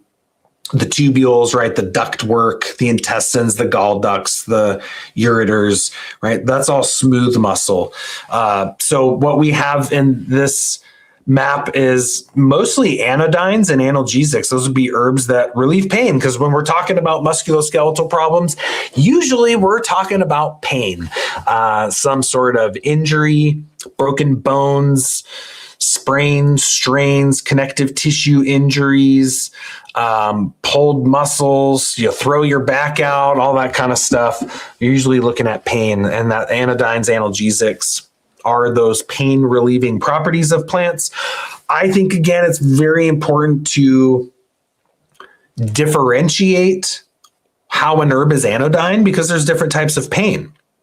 Like St. John's wort technically is an anodyne specific to nerve pain. Cayenne can be anodyne if you've got pain due to a lack of blood flow and circulation. You get that blood flow and circulation going there, and it can help relieve pain. So herbs can be anodyne for different reasons. Subclassifying that one is a good detail to go into. You've got your spasmolytic anodynes. You've got your anti-inflammatory anodynes. You've got your just hypnotic sedative kind of distance you from the pain anodynes. They do it in different ways, so that's good sub-differentiation. Spasmolytic is a very important musculoskeletal action, especially on the smooth muscles. Most of the issues we're looking at with smooth muscle is smooth muscle spasm. So knowing the herbs to relax that spasm, very important. Now, of course, musculoskeletal system is everywhere in the body, right? You've got smooth muscles around your gall ducts. You've got smooth muscles in your intestines. You've got smooth muscles in your ureters. You've got smooth muscles around your bronchioles. Different herbs will tend to have affinities for different smooth muscles. So, for example, in the digestive system, I really like wild yam as a smooth muscle spasmolytic in the GI. For, say, the respiratory tract, I really like lobelia. For, say, the urinary tract, I really like kava kava or hydrangea. Right? Those are really good spasmolytics that they address musculoskeletal, but in a certain area of the body. So again, that's with some of these organ systems like musculoskeletal, well, that's distributed everywhere. Lymphatics, some herbs tend to be better for inguinal lymphatics. Some tend to be better for the throat lymphatics. Some might be a little better for more of the kind of respiratory area lymphatics. So even though some of these are talking about an organ system, sometimes you can even further subclassify it even more based on where in the body we're talking about, for more of these universal systems like the lymph, like the muscles and things like that. Or you could get deeper into like tissue type. So for example, in the digestive system, we could say, okay, these are the remedies that affect the mucosa of the GI. These are the herbs that affect the smooth muscle of the GI. These are the herbs that are more targeted to the large intestine, and these ones are more targeted to the stomach, etc. So again, even within affinities, there's more levels of detail one could go into. Also, for the musculoskeletal system, we have the topical action of counter-irritant or rubefacient, which would be like your classic nettle flogging, right? Fresh nettle flogging, or cayenne topically. A lot of those like icy hot kind of salves or creams tend to work through counter-irritation, which really is topical or local circulatory stimulation. You're just driving blood flow to that area. So that also applies internally, moving blood flow, helpful for the musculoskeletal system. The skin, vulnerary, obviously I mentioned that earlier, wound healing, styptic, hemostatics to staunch blood flow, which kind of goes hand in hand with astringent. Many astringents are a styptic and or vulnerary. And then I just mentioned counter irritation and rubefacient. Those are the main properties we think of through the skin. We could also add the emollient for more demulcent emollient for dryness and hardness. Topical applications can be done there. Oh, I would also add there too. See, now I'm thinking of more than I did when I put my notes together, but your antiseptics, antimicrobial, antibacterial, antifungal agents for the skin. These are especially important. People get things like cellulitis, or they get an infected wound, or they have some sort of infection, an internal infection possibly that's leading to open sores on the skin, things like that. You want to really consider your antimicrobial, antibacterial type remedies in the form of, say, fomentations, baths, washes, infused oils, things of that nature, poultices. Last, we have our endocrine system, which is kind of vague because we've got a lot of different endocrine glands. You've got your hypothalamus, you've got your pituitary, you've got your thyroid, you've got your adrenals, you've got your gonads, you've got your pancreas. So lots of different organs under the endocrine system. I think that's the simplest way to subclassify them. So you've got, say, your thyroid herbs, some of which stimulate the thyroid, some of which calm the thyroid. Generally, those are your hyper and hypothyroid type remedies. You've got your adaptogens that work on the hypothalamic pituitary adrenal axis. Those, of course, are typically like really main endocrine herbs that are used. Then you've got your female reproductive type aspects of the endocrine system. That would be acting on, say, the HPO axis, right? The hypothalamic pituitary ovarian axis. And then you've got things working on things like follicle stimulating hormone, luteinizing hormone, estrogen, progesterone, all of that. And then you have your male reproductive. There's a few small handful of remedies that affect the male reproductive system on more of this hormonal level, specifically in relationship to the pathophysiology of benign prostatic hyperplasia, or BPH. There's things going on with testosterone pathways there in the male reproductive system. So that is the herbal affinities map. And each one of these maps, that was, again, just the super ultra high level, right? That's how I think through organizing your actions and your energetics within a certain organ system. Can you see the value in that, right? Can you see the value in organizing your Materia Medica accordingly to that map? That is like the ultimate quick reference tool. And this is really the premise behind a lot of repertories. We don't see a lot of repertories in herbalism. You see a lot of repertories in homeopathy. And that's oftentimes how those repertories are organized. They're organized by system and then by specific problems that manifest in that system, with a list of the main indications for the remedies, which is designed really to be a quick reference tool. And I think once you start working with people, and especially if you start getting busy with people, you got to have those quick reference tools. You can't always have it up in your brain. It's good to have something that you can turn to find the right remedy that matches the person on the deepest level possible. It's also a great tool, obviously, for learning your Materia Medica, because you're studying all of these properties in an integrative fashion, which is really just going to ultimately accelerate your ability to learn the fundamentals of herbalism. I think this is one of the more refined and sophisticated systems for studying herbs and building a easy to reference database to find exactly what you need when you need it.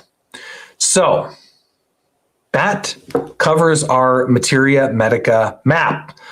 I hope that's just two of them at the high level, the taste map, the affinities map.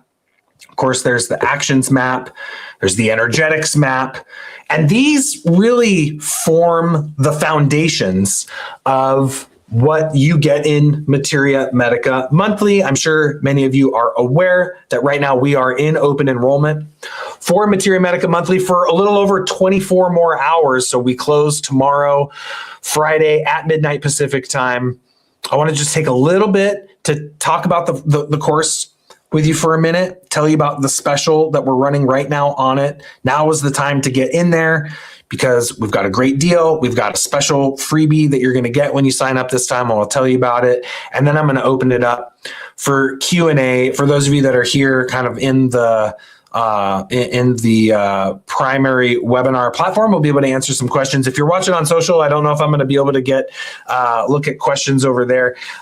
So these maps form really the foundations of Materia Medica Monthly. In there, we have in-depth modules on each of these maps: taste, actions, energetics.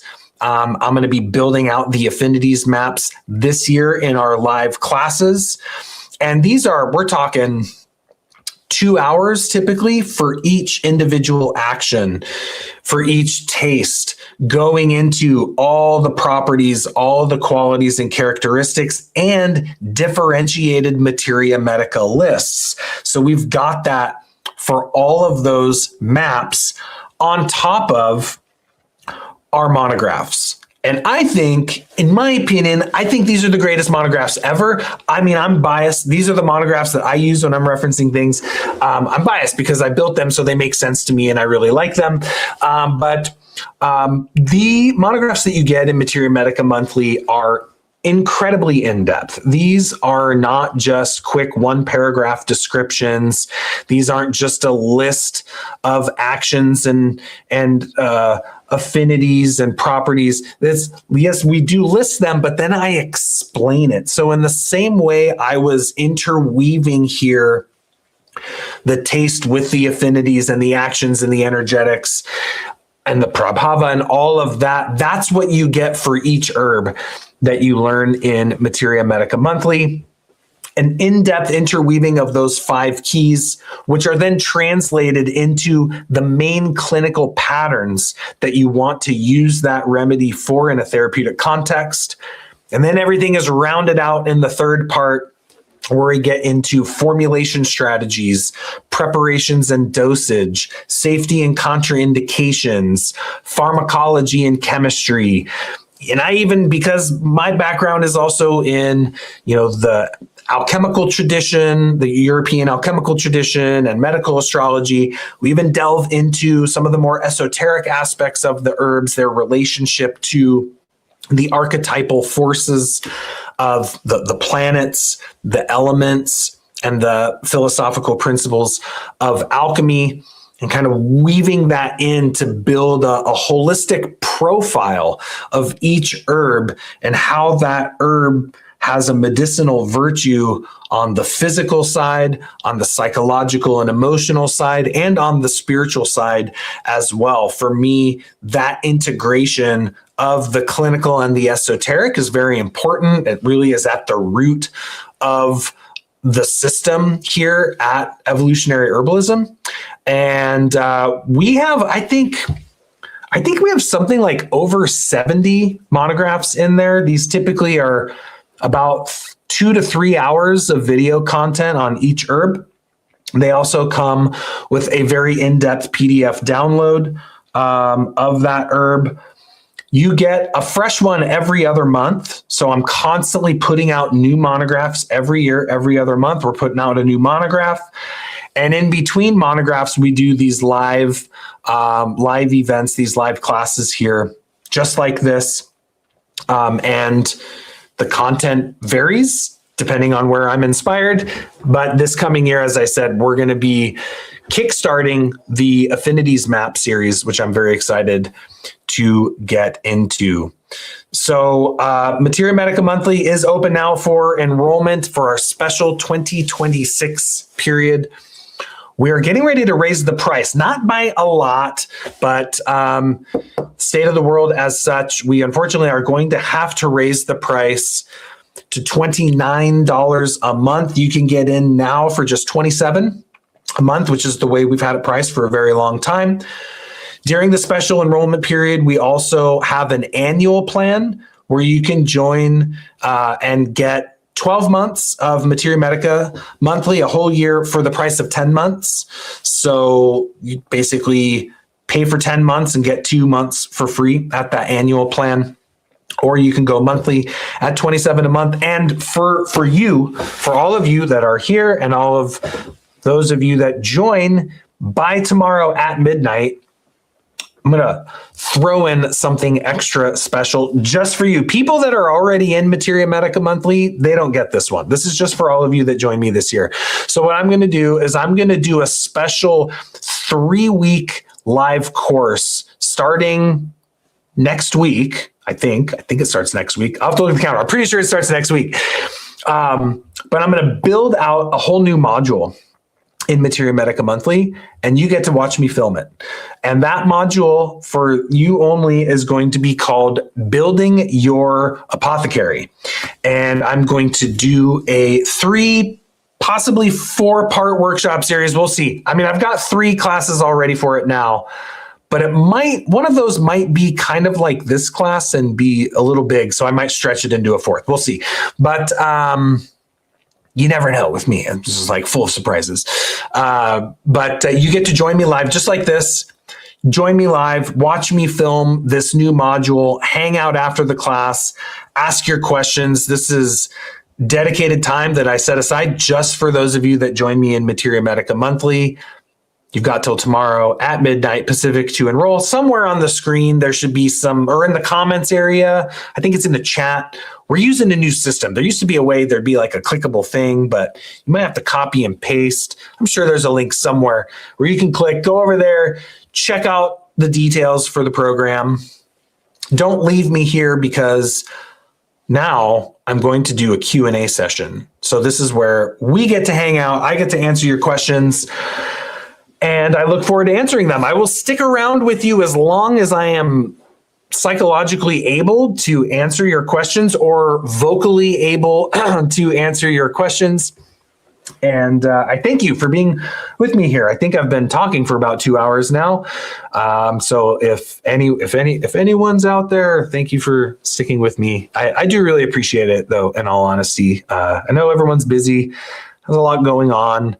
If you're still listening to the sound of my voice, I appreciate it and thank you. And I think that shows that you're on it. Like you're doing great. You're showing your commitment to your plant path and to becoming a better herbalist if you're still listening to my irritating voice. So thank you very much for joining me. And if you've got questions, you can type them out in the chat. And our student support angel, Jocelyn, will be reading your questions to me, and I look forward to answering them. So let's see, Jocelyn, is there anyone there? Am I still alive? Can anyone hear me? Maybe not. I'm going to bring my computer over here just in case. We good? Yes, I can hear you. Oh, thank you. Well, let's see if we've got any questions. Let's see. Where's the bottom? Look at all this. Look at all y'all have been okay. I don't know if Jocelyn's here or not. I'm just gonna scroll through the chat and answer some questions as I see them. Do you use any of the herbals on pets? Yeah, you can definitely use herbs on pets and animals. For those of you that are not too familiar with what we're up to, we're on a farm, so we've got lots of animals here. We got dogs, we got cats, we got chickens, we got sheep, we got cows, we got pigs, and we definitely use herbs on the animals. when we need to, which is not that often because our animals are pretty healthy. They've got fresh, clean pasture and we take good care of them. But yeah, there have been some instances we've had to use herbs on the animals and they work really nice.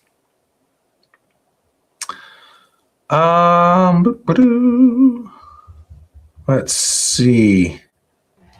Sajah, I can help. That would be great. Thank you. Let me see. We have one here. Is there a community component to the Materia Medica Monthly, like to connect with other students?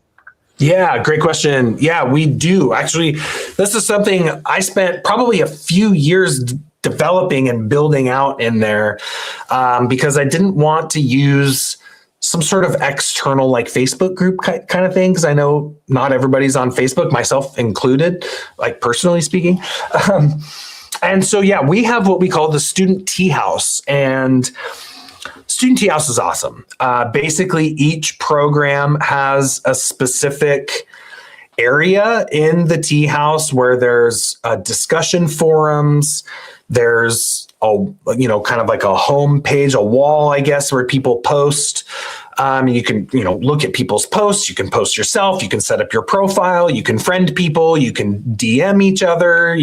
We have people set up study groups, find people that are local to each other, connect with other students, share their progress through the program. It's really awesome. So yeah, we worked hard to try to, I know how it is. Sometimes you're just out there alone at home, online studying, and you want to connect with other people with similar interests. And I will say that the evolutionary herbalism community is a pretty amazing, awesome group of people that are just kind and compassionate and caring and want to heal themselves and want to heal others and want to make the world a better place. And it's just a good group of folks over there. So, yeah. Hi again. Any suggestions on herb for wind tension, tissue state, skeletal muscle relaxant, please? Yes. Yeah. Well, so when we're talking about wind tension tissue state, we're generally talking about two categories of herbs for the most part. The way I tend to think of it is you have your nervous system relaxant, hypnotic, sedative type remedies. And I would say those are more for like psychological wind tension. You're anxious, nervous, stressed, worried, kind of that mind excess. And then you have your antispasmodics or spasmolytics. And those are the herbs, as they say, relax the muscles, cramping, spasm, tension. Some of my favorites there. I love lobelia. I talk about lobelia a lot. All the Australians don't like that because they can't get lobelia, but I'm in North America, so I use a lot of lobelia and I like it. I also use a lot of black cohosh. It's very good for skeletal muscle pain. That's probably one of my main herbs I like for skeletal muscle pain. Cramp bark, Viburnum opulus, very good. For smooth and skeletal muscle pain. Its relative black haw, Viburnum prunifolium, is very good as well. I do like kava there too. Wild yam, as I said, very good for the digestive spasm, also good in the gallbladder. Kava in the urinary tract, lobelia, wild cherry in the respiratory tract. Black cohosh hits the respiratory tract pretty well too. Let's see. Those are some of the remedies I like. And then as far as the, nervines, you've got valerian is quite nice. Spasmolytic. Oh, I really like the pedicularis genus. Those would be the American betonies. There's pedicularis densiflora, Groenlandica, elephant's head, parrot's beak. I can't remember the parrot's beak. Groenlandica, I believe, is elephant's head. They're alpine herbs, very strong skeletal muscle relaxants. I really like those herbs a lot, actually. They're not well known, not commonly used, but they work real nice. So anyways, those are some remedies off the top of my head. Okay, Madeline's asking, can one herb be both effective and counterproductive for a person at the same time? Should I make pair triplet to get a greater, better, more healing effect? Yeah, that's a really good question. Yeah, that is the case. And a good example of that actually is with the nervous system remedies, a lot of the stronger nervine hypnotics, sedatives, the herbs that we use to, again, calm the worry, the stress, the anxiety, the nervousness, the insomnia, all that kind of stuff. So what we find though is that a lot of the people that really tend to need that class of remedy typically have what in Ayurveda we would refer to as a vata dosha, vata constitution. Vata dosha tends to be nervous, anxious. They have a lot of wind, a lot of air and ether elements, but they also tend to be cold and they also tend to be dry. And that's kind of one of the unfortunate things about a lot of our stronger, calming herbs for the nervous system is that a lot of them tend to be cold and dry. So while on the one hand, they're nicely calming and sedating and relaxing to that nervous tension of vata, they can at the same time kind of aggravate their coldness and dryness. Now, you could select herbs in that category that are warming, but there's not that many. Like valerian is one.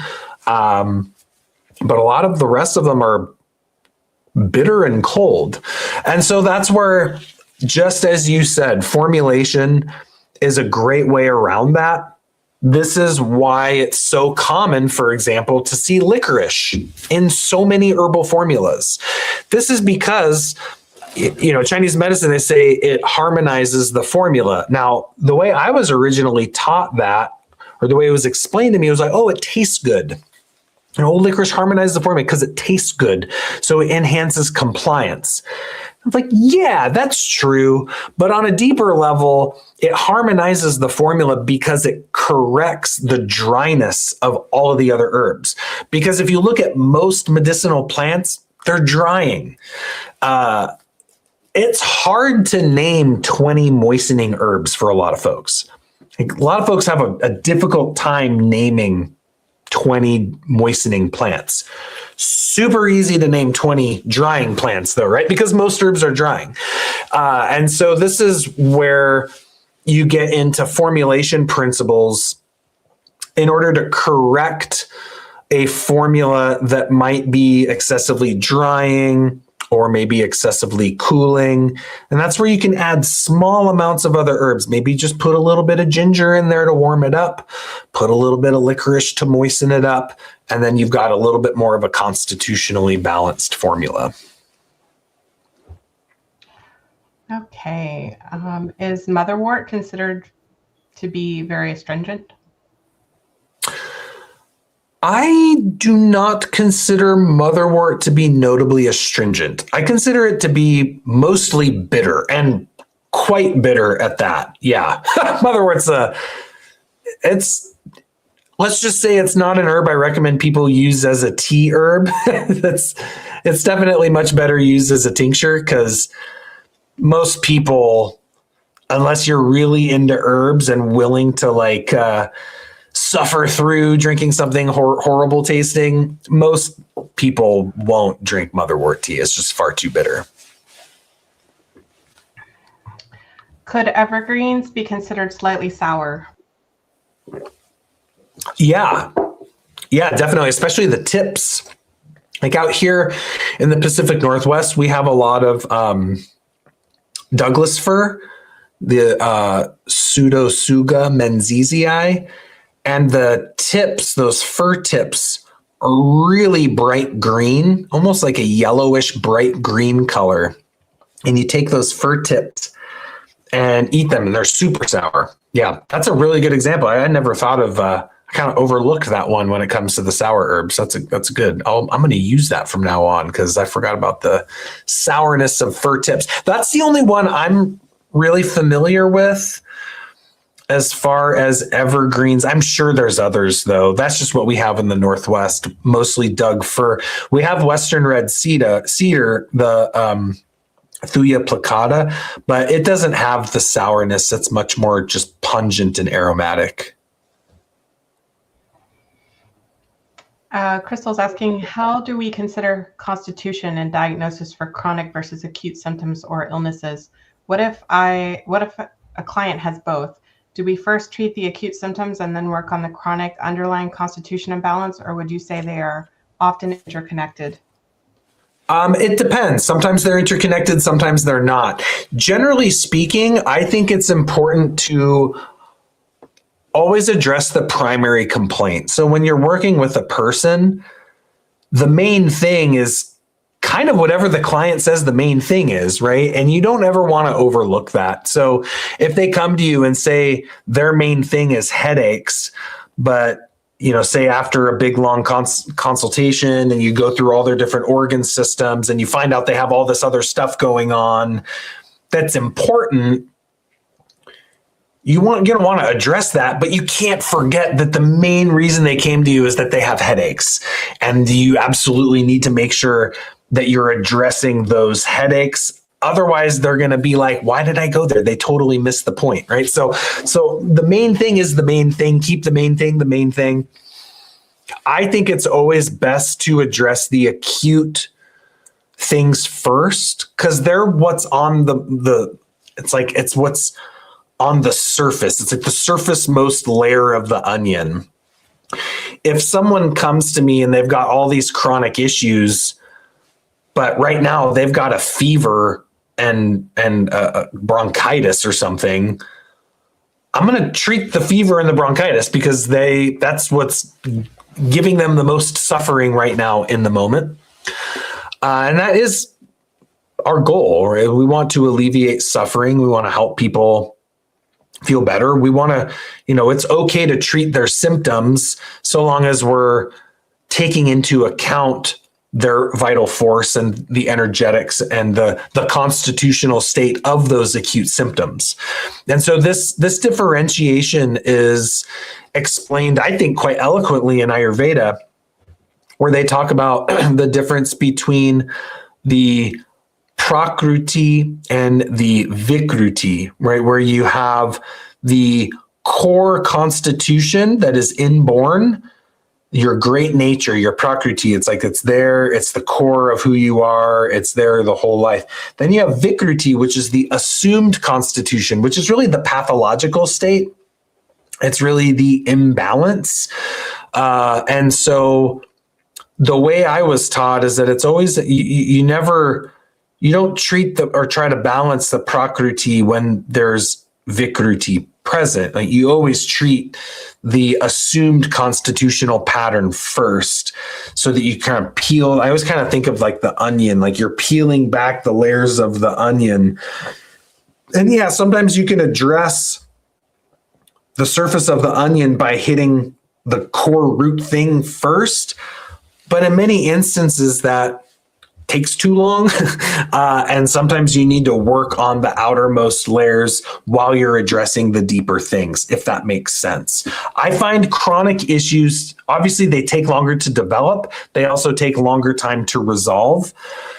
They also oftentimes necessitate change on the person's part. And that sometimes is the hardest part. So you can give them all the herbs they want, but if they are eating a food that they're intolerant to, you're only going to see so much improvement until they change that lifestyle dynamic. If they're exhausted all the time and they only sleep 3 hours a night, but they refuse to go to bed earlier and sleep a little long, it's like you can only get so far if people aren't willing to change. And that's why, especially earlier on in a relationship with a client, I think you want to help resolve some problems that they have, some complaints that they have pretty quickly, right? Even some easy stuff. Sometimes it's good because that builds trust. It makes them feel better. They're like, oh, I feel so much better. Like that thing that's nagging me is not there anymore. What else can you help me with, right? And especially if there's deeper, chronic, longer term things to address, establishing that level of rapport and trust with the client, it goes really a long ways. And you're going to be much more likely to be able to help them with those longer term chronic issues. If you go at it that way. So hopefully that made sense. Yeah. All right. My mic is working now. So. Hi. Oh, there you are. All right. So this is a good one. So when you talked about getting to know your herbs, examples, chewing on herbs to experience the taste for urban folks without a growing space, do you think tinctures and infusions with dried herbs would be enough access to learn them, or would it be better to have access to growing and harvesting them in order for joining Materia Medica to make sense? Oh, no, you certainly don't need to be growing all of them yourself. That's a tall ask. Of course, we've got people from all over. Not everyone's a country bumpkins like me, right? So we got city dwellers and mountain dwellers and desert dwellers, and there are people coming from all different types of areas. So no, there's definitely no expectation to grow the plants. Now, obviously, if you can, that's fantastic. That's great. I definitely encourage that, but it's by no means necessary to develop a relationship and to have an experiential learning process with an herb. You could just go to Whole Foods if that's what you got and find a tincture of the herb and work with it that way. If you've got a local apothecary or herb shop where you can acquire some good quality dried material to make an infusion or a decoction, I definitely encourage that as well, for sure. So you definitely don't need to be growing them or wildcrafting them in order to engage in that experiential learning process. Just having a bottle of tincture is, I think, good enough. Yeah. So Mark asks, any suggestions on herbs for wind tension tissue states, specifically for skeletal muscle relaxants, especially when working with folks with back problems and just a lot of pain in certain spots? Yeah. I'm not sure if I answered a question very similar to that earlier. I'm not sure if that's the same one that Michelle had put in, but there was a little bit more there with the back pain. So yeah, I'll say for skeletal muscle pain, I think my favorite herb there is Jamaica dogwood. I think Jamaica dogwood is one of the best herbal anodynes or pain relieving herbs that we have in Western herbalism. Pretty strong. I really like it and use it a lot. As someone with chronic back pain, right? I've used Jamaica dogwood a lot. I also like kava. I also like wild lettuce. Wild lettuce really works best if you have a pretty concentrated form of it or take a lot of it. The pedicularis that I mentioned earlier is very good. The Grenlandica I find to be the strongest. That can be useful for musculoskeletal pain, like low back pain. Now there's one herb, Aesculus hippocastanum, horse chestnut. That's the herb everybody thinks of for like varicose veins and hemorrhoids and things like that. But it has a specific indication for kind of dull throbbing pain. So it can be very good for nerve pain. It's very useful for sciatica. It's very useful for low back pain, specifically worse from bending over. So that's a specific indication for horse chestnut. And I've played around with that one a little bit because that pretty well matches my back problem. And I found it to be helpful. I've added it into some of my formulas. And I like horse chestnut, but it is a kind of a pretty specific pattern for it being used for pain, but it's kind of like that dull, stagnant, fullness, throbby type pain. St. John's wort and prickly ash are particularly useful for nerve-related pain. So neuralgias, sciatica, things like that. Sweet melilot can be used there too. I haven't used that one personally quite so much, but that would be melilotus. Can be used. Let's see. That's a pretty good list. California poppy is pretty nice too. Yeah, I like California poppy. Hops,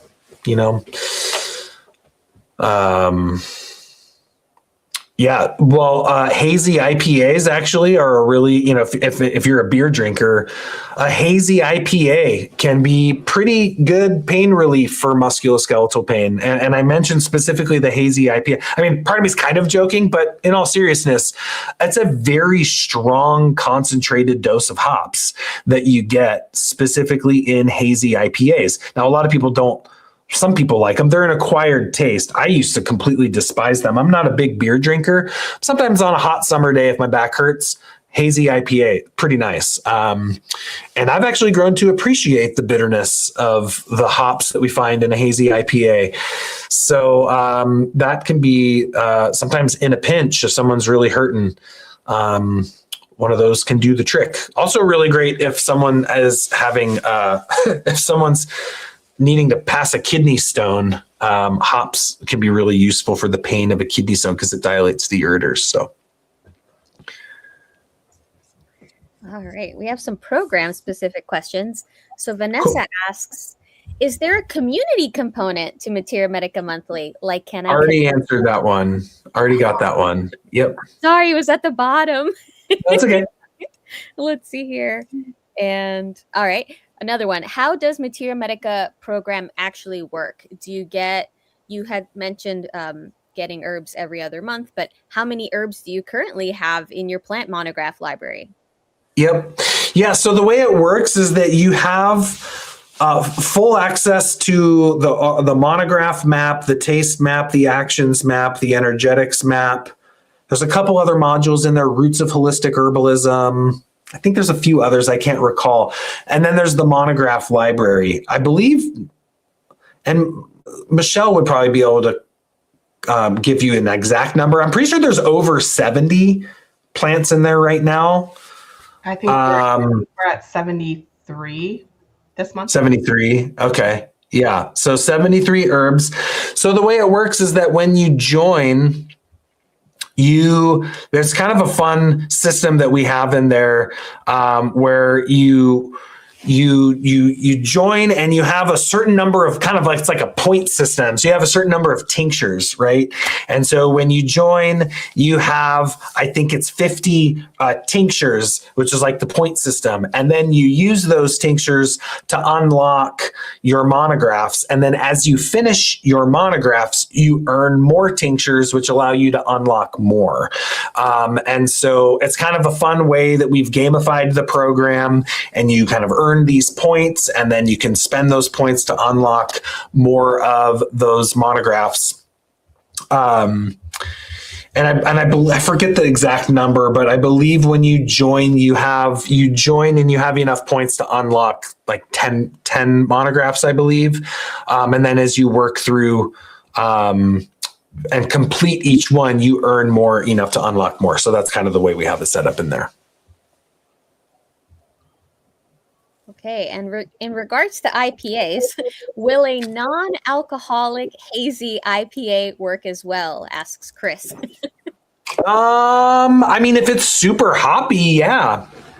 I don't think it'll work as well because the alcohol definitely has an anodyne effect, right? I mean, alcohol has been used as a pain reliever cross-culturally for a very long time. So, before the days of anesthesia, it would be taking some strong pulls on the whiskey bottle or something like that, right? So, I mean, if it's got a strong concentrated amount of hops in it, certainly it will work. I don't think it will necessarily work as well as if there was alcohol in it, but it'll still do something for sure. And Osman asks, I know you work with spagyrics. Are there safe spagyrics that one can use for eyes, like especially if they have irritation or inflammation, like for iritis? Is it safe to use them? And if so, which would you recommend? Okay, definitely not putting them in your eye. I would definitely not recommend that. Most spagyrics are in an alcohol base that will not feel very good at all. So there are some remedies that internally can be helpful for the eyes, but that's more like people with have maybe like chronic dry eyes or vision problems. In Chinese medicine, a lot of those are related to the liver. Like a lot of like liver yin deficiency type patterns can cause dry eyes and vision issues. If we're talking about an eye infection or an acute inflammatory condition of the eye, like blepharitis or conjunctivitis or a scratch, a corneal scratch or something like that. The best way to do that is with salinated infusions. So you would basically make a good strong tea of the herbs that you're wanting to use, and then you salinate it. And I can't remember what the ratio is of how much salt you add to how much tea in order to get the proper ratio. That's something you could easily look up online, though. Instead of straight water, you would use an herbal tea. Now, the thing is, and then you would use, there's a number of ways you could administer herbs to the eyes. You can just soak a cloth and put the cloth on there and just kind of blink and make sure the tea is going in there. You can also use eye cups. They make specific cups for the eye that are kind of in that shape. They've got a rubber seal. You pour the tea in there, you put it on the eye, and then you flip it, and then you just blink. Now, the thing is, though, is that you got to make sure you filter that tea super well, right? You don't want anything in that tea, because it's going to get in your eye if you don't filter it out. So I always say, if you're going to use some sort of tea for the eyes, filter it through cheesecloth. Not even cheesecloth, muslin. You want to filter it through a muslin, like a couple layers of muslin, because you don't want any kind of anything. It should just be straight liquid. Herbs that I would consider, plantain is good, calendula is good, golden seal is good. Really, any berberine containing herbs will be very useful for any type of infection of the eye. I've used Oregon grape before. Actually, last year I got a really bad corneal scratch. I had a blackberry bush whipped back, and literally the thorn scratched my eyeball, and I had to go to it was really, really painful, actually. My whole face kind of swelled and my eye was all puffy and tearing, and it was really painful. But those are some of the herbs that I used. They wanted to give me an antibiotic eye drop, and I didn't want to do that, so I just used Oregon grape. And then the other one that's very useful actually for inflammation in the eye is a simple chamomile tea bag. And black tea. I wouldn't recommend an Earl Grey because the bergamot might be a little harsh. I think just a good simple English breakfast or a basic black tea. The astringencies can be really useful and anti-inflammatory. And then the chamomile is really, really good too. And what's great about those is that they're in kind of like a ready to go package deal. It's in a tea bag. So you just you make the cup of tea and, just a little bit of water and just kind of let it sit. And then you just put the tea bag on your eye. And that's a really nice, convenient way. And chamomile's really, really good. Black tea's really good as well. So those would be some of my eye stuff. Yeah. Dee Dee asks, when you're evaluating someone after asking them their symptoms or what they're trying to work through, and you're using these maps, how then do you go about narrowing it down to what herbs to combine to use for them when there's just so many to choose? Yeah, well, a lot of that's going to depend on your apothecary and what you have. I always like to say the best herb to use is the ones that you have, right? And this is why it's good to know your herbs in a lot of depth, so that you understand their versatility and all the different ways that you can apply them, right?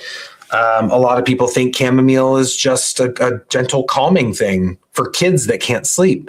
It's like, no, it's a good bitter. It's a good carminative. It's a good anti-inflammatory. It's good for all manner of digestive upset.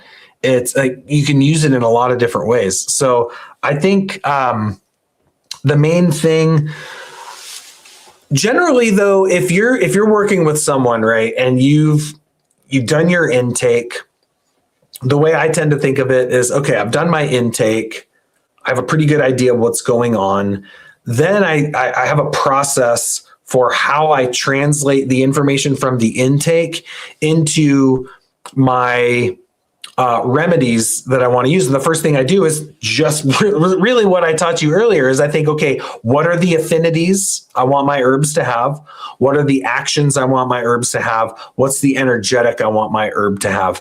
I don't really think too much of taste. If I'm doing a tea blend, I'll definitely think about taste. For tinctures, I don't really think about taste. I mainly think about affinities, actions, and energetics.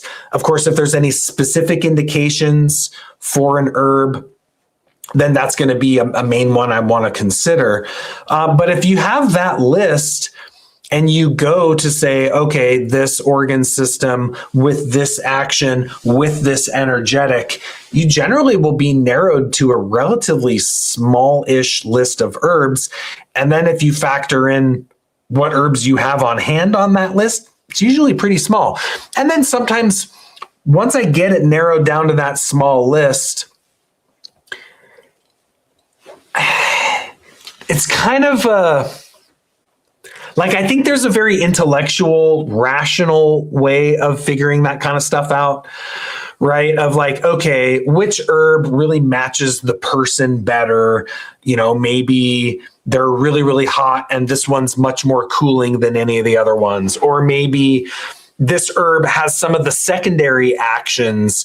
Like these herbs do that action pretty well. This herb does that action pretty well, but it also has a bunch of the other properties that we want this person to have. Okay, that one's going to be much more applicable. So there's a rational way of figuring it out. There's also kind of, I think, when you get to know the herbs pretty well, you've got a pretty good sense of the herbs, you get a pretty good sense of working with people and what's going to work for them. I think that's when more of that intuitive side can start to kick in a little bit. But I think that intuitive side kicks in a little bit better when you know the herbs pretty well. I think in a lot of ways, because the intuitive faculty isn't just this like, oh, I have this esoteric sense of this thing. The intuitive mind, the intuition is actually, it's a pattern-based model of the mind that is kind of like a higher intellectual faculty. It's not just the heart of your feeling of something, it's your heart synchronized to your mind. But in order for it to really become active, I think your mind kind of needs that model in place. This is just the way it is for me. And then once that, but there are times, man, where just working with somebody, you're like, I don't know why, I just feel like they need that herb. Right? They need that. This herb is going to be really good for them. I don't know why. I can't rationally explain it. If that happens for me, I usually write it down. Then I'm going to go and I'm going to actually check to make sure, because we can all be off, right? Sometimes we have an intuitive pulse that at the time it seemed like maybe it was our intuition, but maybe it was just our own mind and it was our own thought. And maybe we're just projecting something and that herb actually isn't right for that person. So for me, I kind of like to clarify it and validate those things. I didn't used to be like that. I used to just kind of be like, oh, this is the herb I think they need, and I just go with it. But there are a number of instances where that was actually inaccurate, and it wasn't the most optimal herb. Not that it was like a problem. It just didn't work as well as I thought. And it's like, okay, we're not always all spot on all the time. But I do think there is that part of it that can kick in once you narrow it down. Hopefully that's helpful for you. And then Terry asks, do you ever plan to put all of your herbal monographs into book format? It would be an amazing resource. Ah, man. Yeah. Someday I will. Not anytime soon though. That will probably be, I mean, I've got my one book that I've written, and I've got probably 3 or 4 other ones that I'm planning on writing next. once I get the time. And who knows if that'll ever happen. No, it will someday. But yeah, I think the Materia Medicas will be more of like a grand opus. Like those will be kind of like my final books, I think. But I think for myself as well as for the reader, I kind of like, mainly for the reader, I kind of want to like really build and introduce my system to people more first before I get into book format publishing of my monographs. Yeah. And if I was to put the monographs into a book form, they would be different than what you get in MMM. They would probably need to be smushed a little bit, so to speak. I can't think of the right word. Not smush. That was a really weird word choice there, but you know what I mean.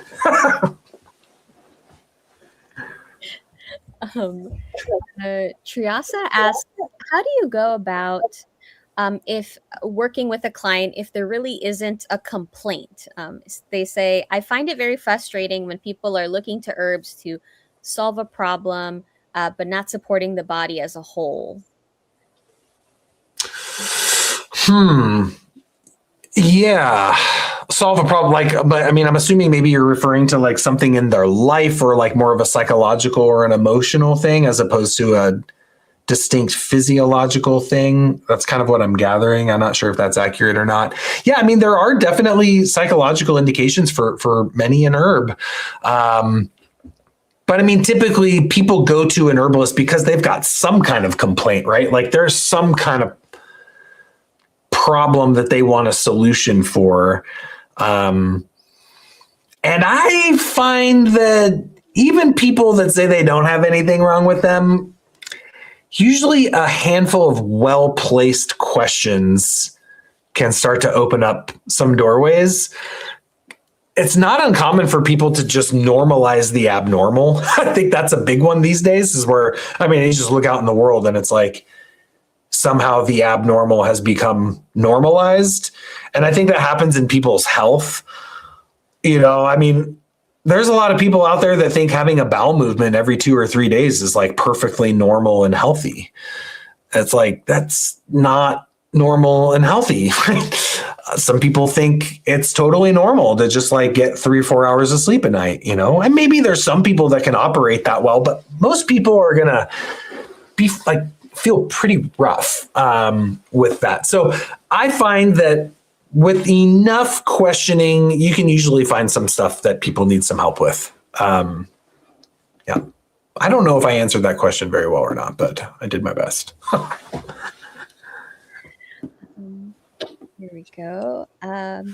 So the question is, in the past, you've discussed connecting with plants live, one-on-one, to learn about them from the heart. How do you recommend to those who are foragers and gardeners to take these models you've discussed into their work while simultaneously valuing the direct experience in the moment? In other words, remembering the map, that the map is not the terrain? Yeah, very good. Yeah, very good. Well, do them both, man. Yeah, I mean, I if you have the opportunity and the ability to be with the live, you know, the living plant, roots in soil, I feel like that's the best. It's the most optimal. Because you're with the living being. You can observe it. You can look at it through its whole life cycle, from its little, you know, cotyledons all the way up to flowering and fruiting and dying back and coming back, and what the seed looks like and what the flower looks like and what it smells. And if you're out in the wild, where it likes to grow, what's its environment, what's its home, its habitat, all that stuff. I always say everything about a plant is a language. There are signatures all around us in nature, signs of nature, the signature, right? That the language of nature is etched and carved and shaped in the the context of the herb and where it likes to grow, that the habitat where the herb grows oftentimes is a mirror of the habitat within the human body that it's remedial for, that the leaf structure and the contours and the shape of the plant is a language. It's telling us something. The smell is a language. It's telling us something. The color is a language. It's telling us something. All of it is a communication if we learn how to follow that language, if we learn how to kind of rewire our minds with the greater language of nature, which is the light of nature, the green tongue, the signature of all things is inscribed in that natural world. And so, I mean, I think that's one of the main things that shape someone into a great herbalist. This is why I always am stressing the experience. And the experience of a plant isn't just tasting it and taking it. That's good. That's really important. But I think what's even more important in a lot of ways is just studying the pattern of nature, just becoming a humble student that follows the light of nature, that always follows the vital force, and how because I mean, and this kind of gets more into alchemical philosophy, right? And Natura Sophia, like the wisdom of nature, the intelligence of nature, and the lumen natura, the light of nature. It's the pattern out there in nature, in the macrocosm, right? The whole structure of our solar system, the whole pattern of the elements, the whole way that the earth is structured, the rivers and the mountains and the lakes and the oceans and the animals and the plants and the trees, all of that is inside of us, right? It's all inside of us. It shows us health. It shows us vitality. It shows us sickness. It shows us disease, and it shows us the medicine as well. And so this is really central to the greater perspective that I think of as evolutionary herbalism, which is to be a student of that nature so that you can be a better student of the plants, so that you can be a better student of the human organism, and that then you can know how to treat it. And that really is what ultimately Paracelsus teaches in most of his writings. He's talking about exactly that. That's what he calls anatomia. The anatomia is the anatomy of, when he says anatomia, he's not talking about, oh, your liver and your kidneys. No, he's talking about how the pattern of creation is inside of you and how you contain the wholeness of life. All the archetypal forces are all inside of you. And when you're not living in harmony with them, when you're not embodying their highest virtues, when you fall into their vices, that's when you start to get sick. And so the whole premise of alchemical medicine is the transformation, the transmutation, so to speak, of those archetypal forces from their shadow side into their light side, transforming vice into virtue, weakness into strength, poison into medicine. And that's the transformational process of healing that alchemy focuses on. So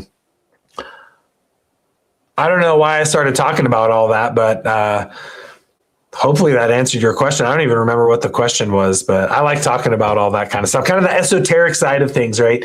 And for those of you that might be a little bit newer to me, I do that from time to time. I do appreciate the interweaving of the esoteric into the clinical because they inform one another. That to me is the coming together. It's achieving the ancient alchemical axiom of as above, so below. The esoteric and the clinical, the heavens and the earth being united, which is what I try to do with my practice of herbal medicine. And that's what I try to teach you how to do as well. All right. This person asks, are the herbs that are native to where a client lives going to be the herbs best suited to choose from? Like the same idea as using local honey? Yeah. I mean,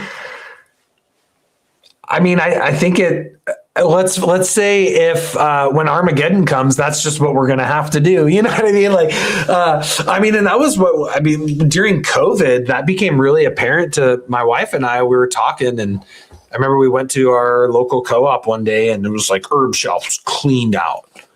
The local herb shop shut down. A lot of the main herb suppliers closed for business, not shipping. And I was like, here we are. What's outside? You know, that's what we'd be forced into. So, I mean, I believe that it's important for the herbalist to know your local remedies. I think it's your responsibility to know your local remedies, and you should work with your local remedies. Those should be the herbs that you know the best. You know how to work with. They're your homies. They're your best buds. They're the ones that you rely upon, because those are the ones that you can establish the deepest level of connection and relationship with. Now, there is the thought of, local plants for local people. You're exposed to the same environment, same water, the same air, the same season, the same sun, the way the stars are in the sky is the same, right? It's like you're in the same place. So I do believe, for me, at least philosophically, I like it. I like the thought of local plants for local people. I think it makes a lot of sense. That said, it definitely, if you're only going to practice that way, it's a pretty limited Materia Medica. I think with the globalized world that we live in and how people are exposed to things that aren't just in that local ecosystem, right? So I don't necessarily think you can treat everything just with your local herbs, but I do think it doesn't mean you shouldn't know them very well and use them very often. Okay. Chelsea asks, I'm in the Vitalist program right now. Otherwise, I'm brand new to the plant path. So I'm getting overwhelmed with the volume of information. Yeah. Is there more in the Materia Medica monthly program about recognizing the tissue states? Oh, yeah. We have a specific module in Materia Medica monthly called the Human Energetics Map. And there is in-depth classes in there on the 6 tissue states. There's also in-depth classes in there on the triune constitutional model. I think, as far as the evolutionary herbalism library of what we have, I think that anyone in the Vitalist Herbal Practitioner program should be in Materia Medica monthly, because, in the Vitalist program, you learn a lot of herbs, but you don't learn them in the level of depth that you can learn them in Materia Medica monthly, because it's just, it would be impractical to spend 2 to 3 hours on every herb that we cover in the Vitalist program. So they go hand in hand very nicely. Materia Medica monthly is a great reference tool for the Vitalist program, and vice versa. So yeah, they work very well together. I think if you're just getting started, we've had brand new herbalists be in the Vitalist Herbal Practitioner program. They love it. They get a lot out of it. They're able to put it to use pretty quickly. But most of them usually end up in Materia Medica monthly, because there are some really good foundational stuff in MMM that I go into in a little bit more detail, just because I've got more time for it there than I do in the Vitalist course. So they work very well together. But of course, I don't want you to get more overwhelmed. Like, the last thing you want is more overwhelm. This is also why Materia Medica monthly is a subscription-based model. So, because we're constantly adding to it, always, I'll be adding to MMM probably for the next decade at least. So there's tons of content that we're going to be adding to MMM over the years. But the other courses that we offer, whether that be alchemical herbalism, elemental herbalism, astro herbalism, Vitalist Herbal Practitioner program, etc., have lifetime access. So there's no deadline. It's not like, okay, you got to finish it in, 10 weeks or whatever. I get it. We're all busy. We got a lot going on. I also know that deadlines can be helpful to kind of crack the whip and get you going. But I get it. It's like I've got 2 little kids. I'm busy. I've got courses I'm in that I got to put on the shelf for a while because I just don't have time to get into them. So I appreciate that when people don't like put hard deadlines on me.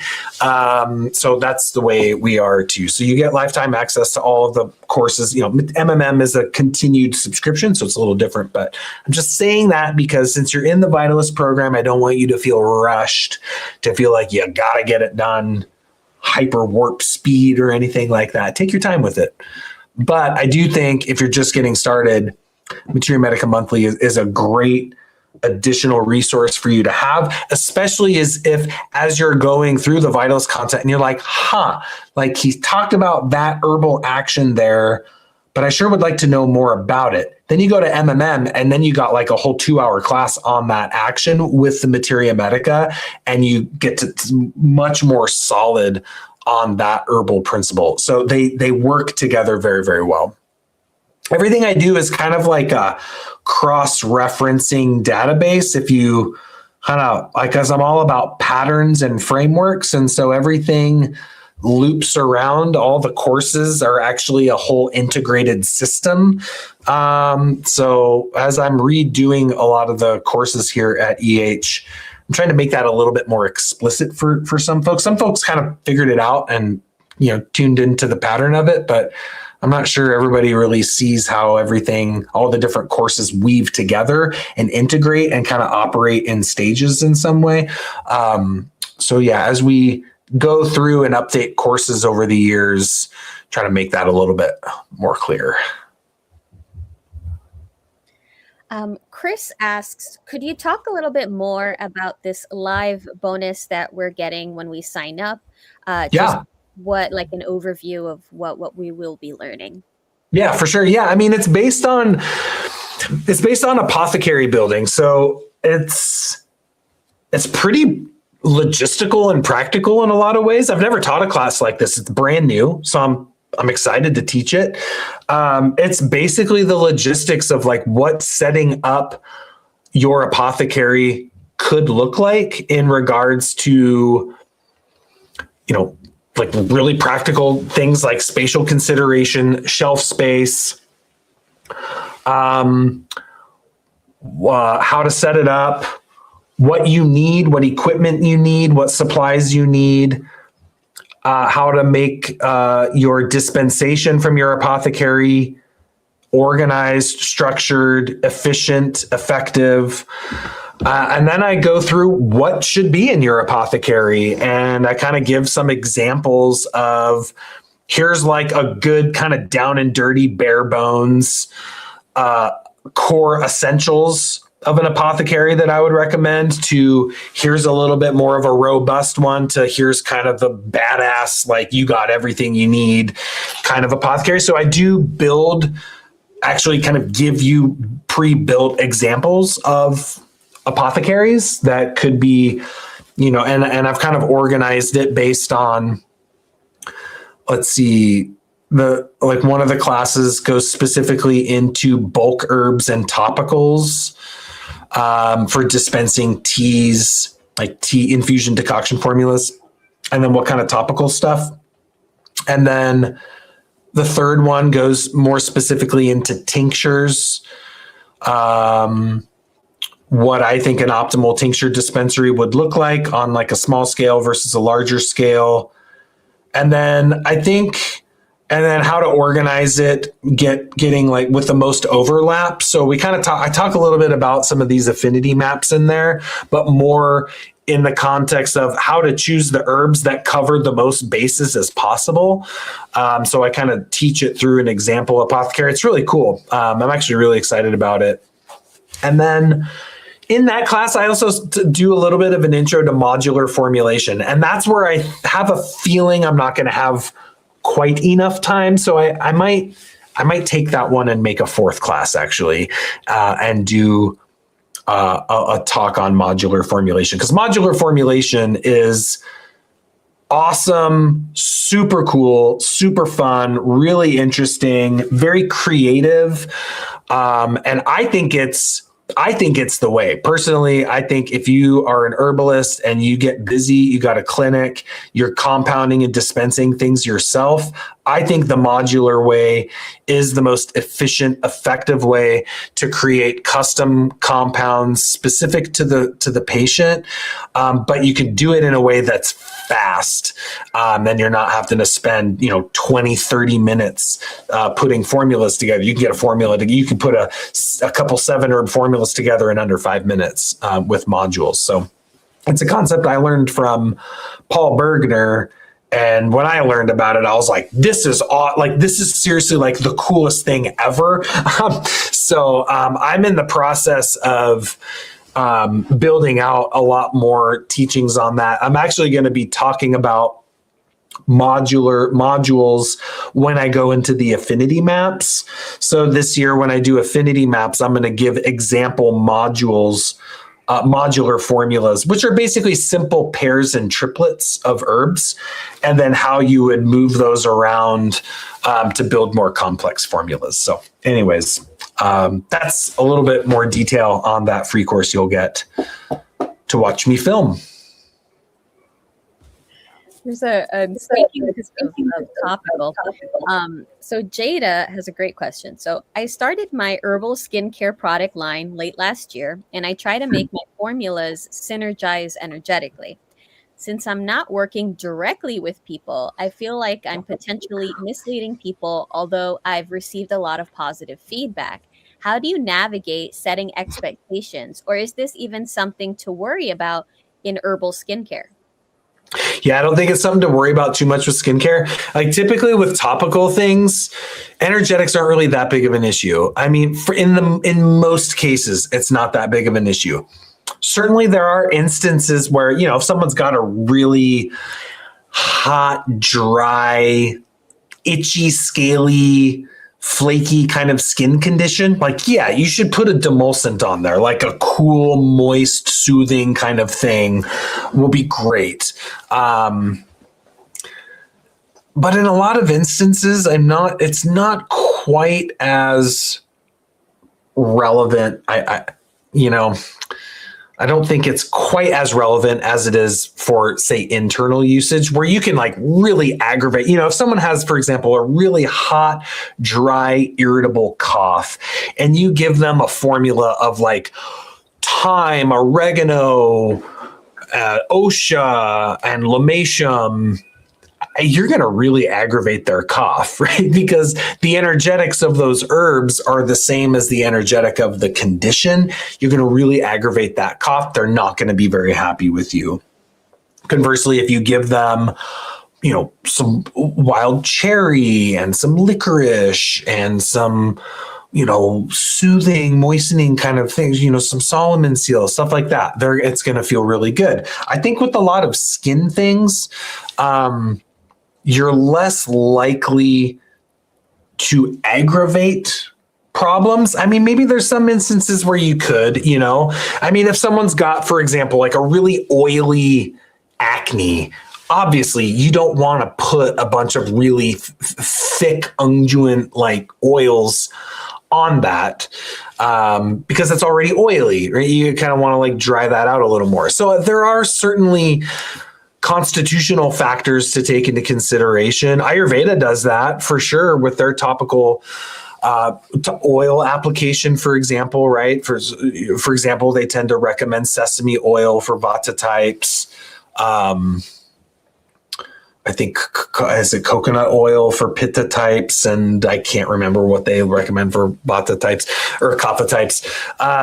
So they do take some of those things into account with topical effects.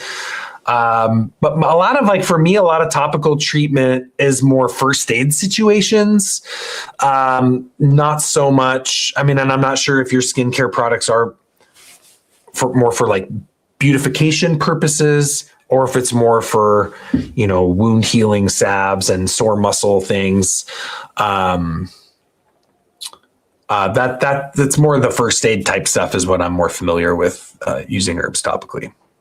Hopefully that made sense.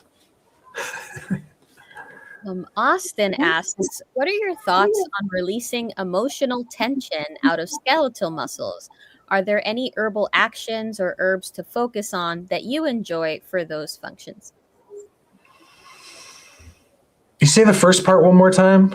Yeah. What are your thoughts on releasing emotional tension out of the skeletal muscles? Okay, got it. Yeah, I think, well, massage can certainly be good there. Well, actually, really, I think craniosacral is really good in that way. That is predominantly what I think of for that type of thing. I'm a fan of craniosacral for people that actually know how to do it. And you know, because I think a lot of modern craniosacral is not exactly what it used to be. Like if you can find an old osteopath that does craniosacral, that's like a totally other experience than a lot of modern cranial. When I was a young man, we had a family friend that was an osteopath, and he did a lot of visceral manipulation, certain body work. I mean, he was an osteopath, but he did like old school cranial. He was really old. He was like 80 and I kind of mentored with him for a period of time for maybe 2 or 3 years, and learned a lot from him actually. And but that's what he did is like very different from a lot of modern craniosacral. But anyways, I think of that. As far as herbs in that way, I don't really think. I mean, it's like emotional release, yes. Specifically through skeletal muscle, I'd have to think about that more. But for emotional release type situations, I mean, I tend to think of herbs that work on the heart and the physical heart, which then in most instances with herbs that work on the physical heart, translating over into more of the what I think of as the esoteric heart or the psycho-spiritual heart. The traditional Chinese medicine concept of heart very much is in line with that. Or they say, you know, the heart stores the shen, which is your spirit, which is in a lot of instances is your psychology, but it also is your spirit, right? It's in a way an aspect of consciousness, mind, perception, and wrapped within all of that is your emotional state, right? So, for example, an herb that can really bring out a lot of emotional release, in my experience, is the wild rose petals. We've used wild rose petals for a very long time. My wife and I, we've got a local wild rose here in the Pacific Northwest called the Rosa Nootkana, the Nootka rose. And we've been picking Nootka rose petals for 20 years.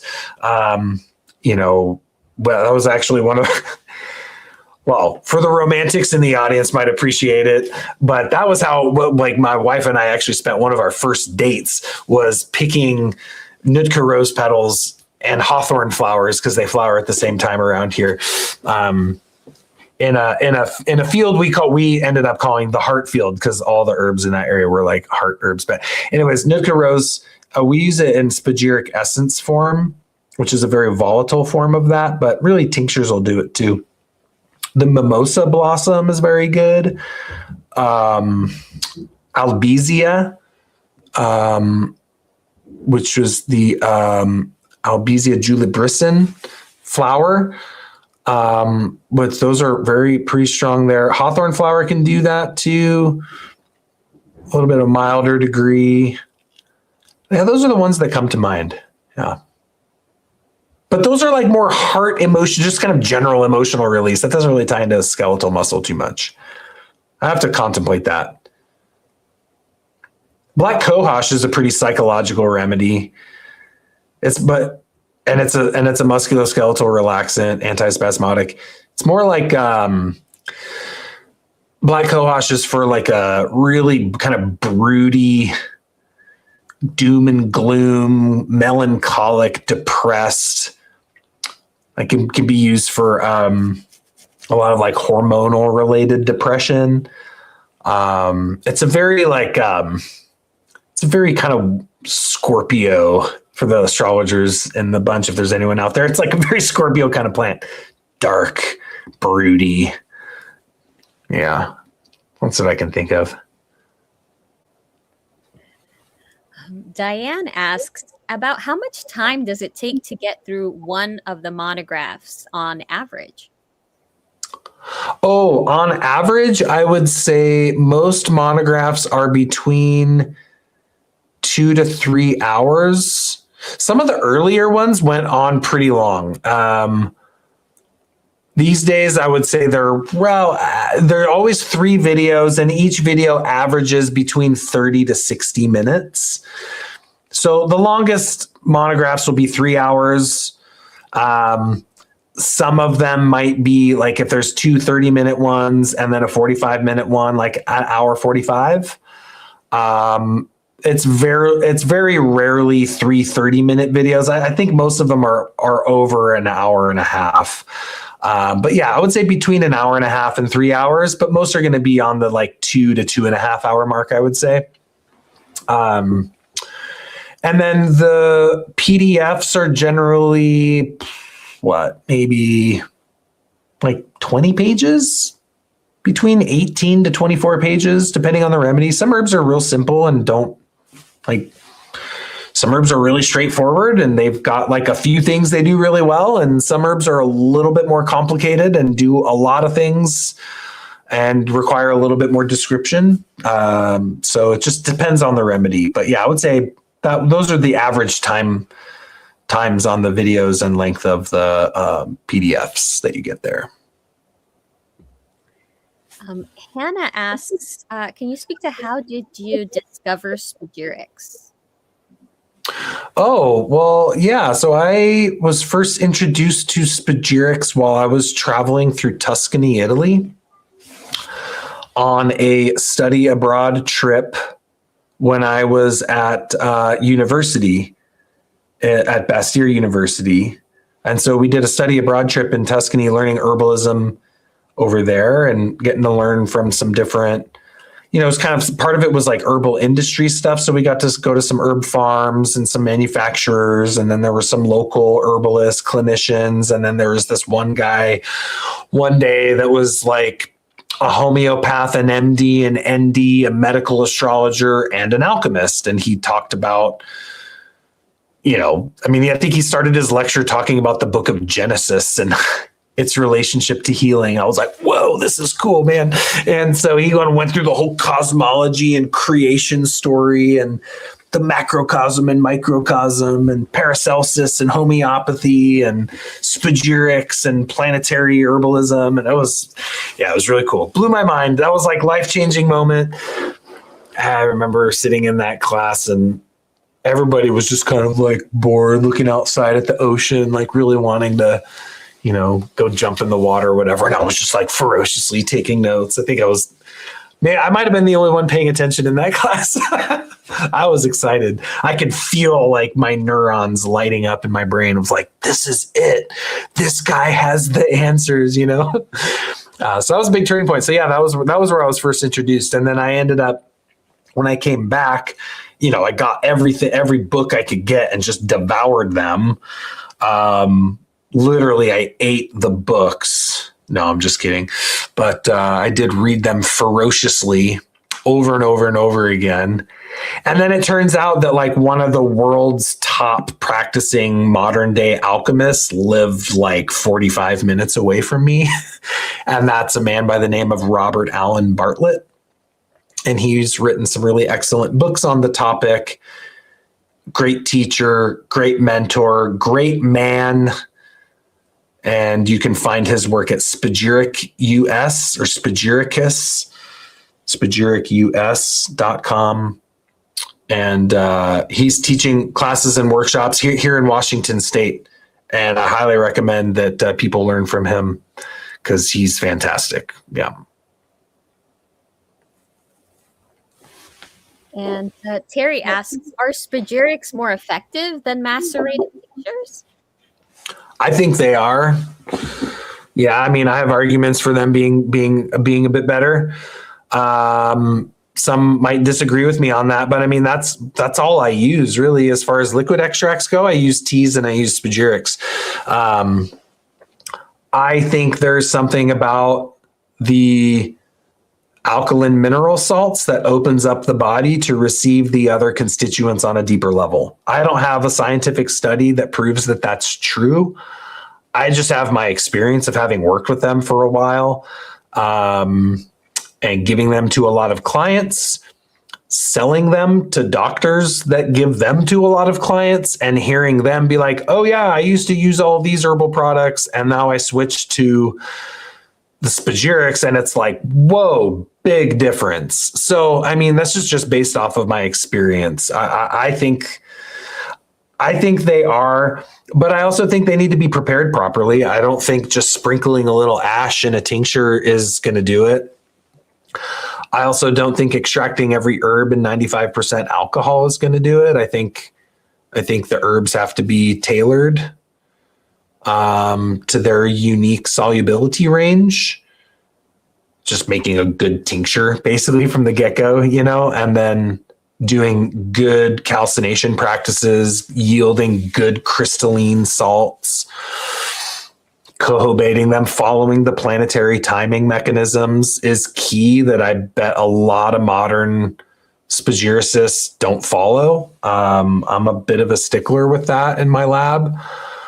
Robert Bartlett's very clear. The production of true alchemical medicine cannot be achieved without following planetary timing mechanisms. So, there's lots of different types of spagyrics. I mean, the spagyric essence is like a whole other paradigm of herbal product. They just work very differently than a tincture. They're very powerful. They're much more psychological in the way that they work. They're much more, to use Paracelsian terminology, we would say initiatic, right? They have an initiatic virtue and the transformation of archetypal themes based on the planet. So yeah, I mean, I'm a fan. I'm a fan of the spagyrics. I do think they're better, but that doesn't mean that standard tinctures are ineffective. So I really like to make sure I'm super clear on that. It's like, I'm not saying infusions and decoctions and powders and regular tinctures don't work. Of course they do. People have been doing that for a very long time and it's effective. So I just think the spagyrics is a little bit more of a refined, concentrated, yet holistic extract. Yep. Oh my goodness. Okay. Well, we've got a pretty good hour of Q&A. How are we looking, Jocelyn? Are there a lot of questions there? Or? Quite a few about quite a few topics. Okay. Well, I'll go a little bit longer. I'm out of water and my brain's starting to feel a little fuzzy, but I'll answer a few more questions. I could do a few more. We're about an hour over my normal time, but I wanna take care of y'all. All right. Angelica asks, what can you tell us about Jimson weed? Is it something that you have worked with on a medicinal level? Definitely not. Yeah. No, that plant freaks me out. Yeah, no, that's a risky plant to work with. The only way I would potentially use it would be to have a dried leaf rolled up and light the end of it and have someone breathe in a little bit of that smoke if they're having like a really severe asthma attack. And that would be like literally light it and a little wisp of smoke and that's it. That's the only way I would ever consider using it. And that would be like last option. I would much rather give someone a bunch of lobelia and,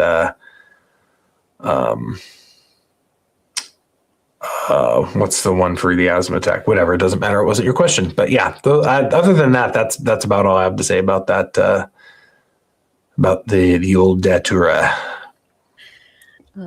Don asks, wondering if there are going to be any references to Ayurveda and Chinese medicine inside the monographs or in the program of Materia Medica Monthly.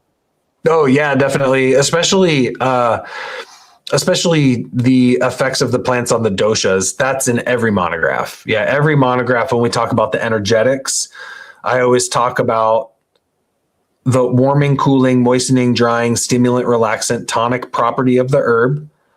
And then I translate that into how the herb impacts the 3 doshas. So is it increasing or decreasing or neutralizing vata, pitta, and or kapha? And then I also translate that into the herb's effects on the 6 tissue states, which is really how I was originally trained in a lot of this stuff, which was from Matthew Wood's work of the 6 tissue states, which is kind of his translation of the physiomedicalist model and integrating it with, classic kind of Greco-humoral energetics and things like that. Chinese medicine, not as much. I bring a little bit of it in there here and there, but that's not really, I've gone through not a lot, but a decent amount of training in Chinese medicine. I've got, I've taken a number of kind of basic introductory things, but I'm not a Chinese medicine practitioner. I don't know the Chinese Materia Medica that well. And I have like a relatively decent understanding of the system, but just enough to be slightly dangerous. I don't use it that much. But if there is something that's relevant to an herb, and it's something a concept that I understand from Chinese medicine, I will certainly mention it in the monograph, but there isn't like a carved out spot for it in there, if that makes sense. Nida asks, if infusing herbs in glycerin, is it just as effective as infusing in alcohol, or what is the difference in your opinion? No, it is not. So glycerin as a solvent tends to extract water-soluble compounds. It does not tend to extract alcohol-soluble compounds. So the range of herbs that are adequately extracted as a glycerite is relatively narrow. Personally, not a fan. I just don't like working with glycerin. It's messy and it's sticky and I don't know. And it's in a lot of ways like an industrial byproduct. I don't know. I'm just not really super into it. It does taste really nice though. I like the taste of glycerin. Obviously a lot of folks use them for children. But honestly, I think like for kids, for the children of herbalists, you can usually not have to rely on glycerites. If it's the children of someone that maybe is not an herbalist and a little more conventional, then yeah, glycerites are probably good. My kids will take andrographis straight and golden seal, echinacea, my kids are pretty acquainted with foul tasting herbs and they take them like champs, and they're just little guys. They're 2 and 5. So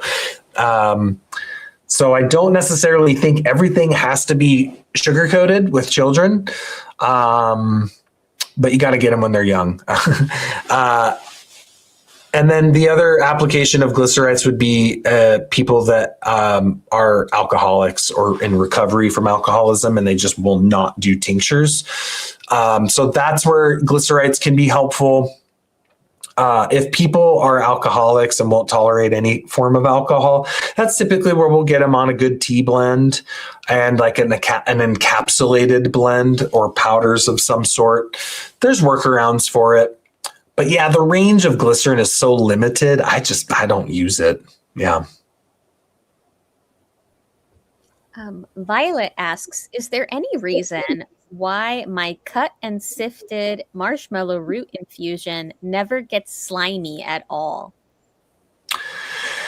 Oh, I'm wondering if you're the one that I answered this exact question in a student Q&A. Are you by any chance a student already and submitted that question? Because I literally just got this almost exact same question that I filmed in a Tea with Sajah session, which by the way is something that everybody in MMM, when you sign up for Materia Medica Monthly, you can submit questions to me and we put it on a spreadsheet, and then I just do like a 45 to hour long video answering student questions.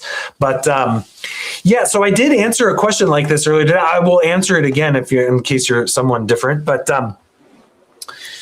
if you did submit that question, that Q&A session will be coming out soon, I would imagine. But yeah, so I would say it just depends on how much you're using, based on how much herb to water you're using. So obviously the more herb and less water, the thicker it will be. So I'm not exactly sure what your ratios are. I mean, if you're using, say, a tablespoon of marshmallow to a quart mason jar, yeah, that's not going to get very slimy. Like if I wanted a super slimy marshmallow, I'd probably fill this jar about a third to half full, right? And then water up to there and then stir it up real good. If you really want to ensure it, take that cut and sifted marshmallow root and powder it, run it through a coffee grinder, a dedicated herb coffee grinder, right? Because you don't want your coffee to taste like your herbs and you don't want your herbs to taste like your coffee.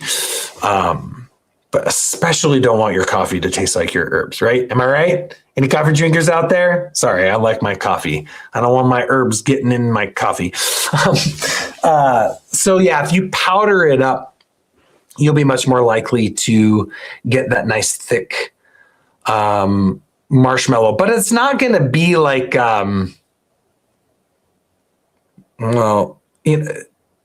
it's going to just be like a thick water, right? Like it's not going to be like gloopy, it's not going to be like Jello or anything like that, right? So don't get too excited or imagining that it's going to be like something you like spoon out. And now slippery elm can be that way a little bit more, I would say. You get a slippery elm powder and mix that in water. I mean, that turns into like a slime ball, right? I find marshmallow doesn't quite do that much like slippery elm does.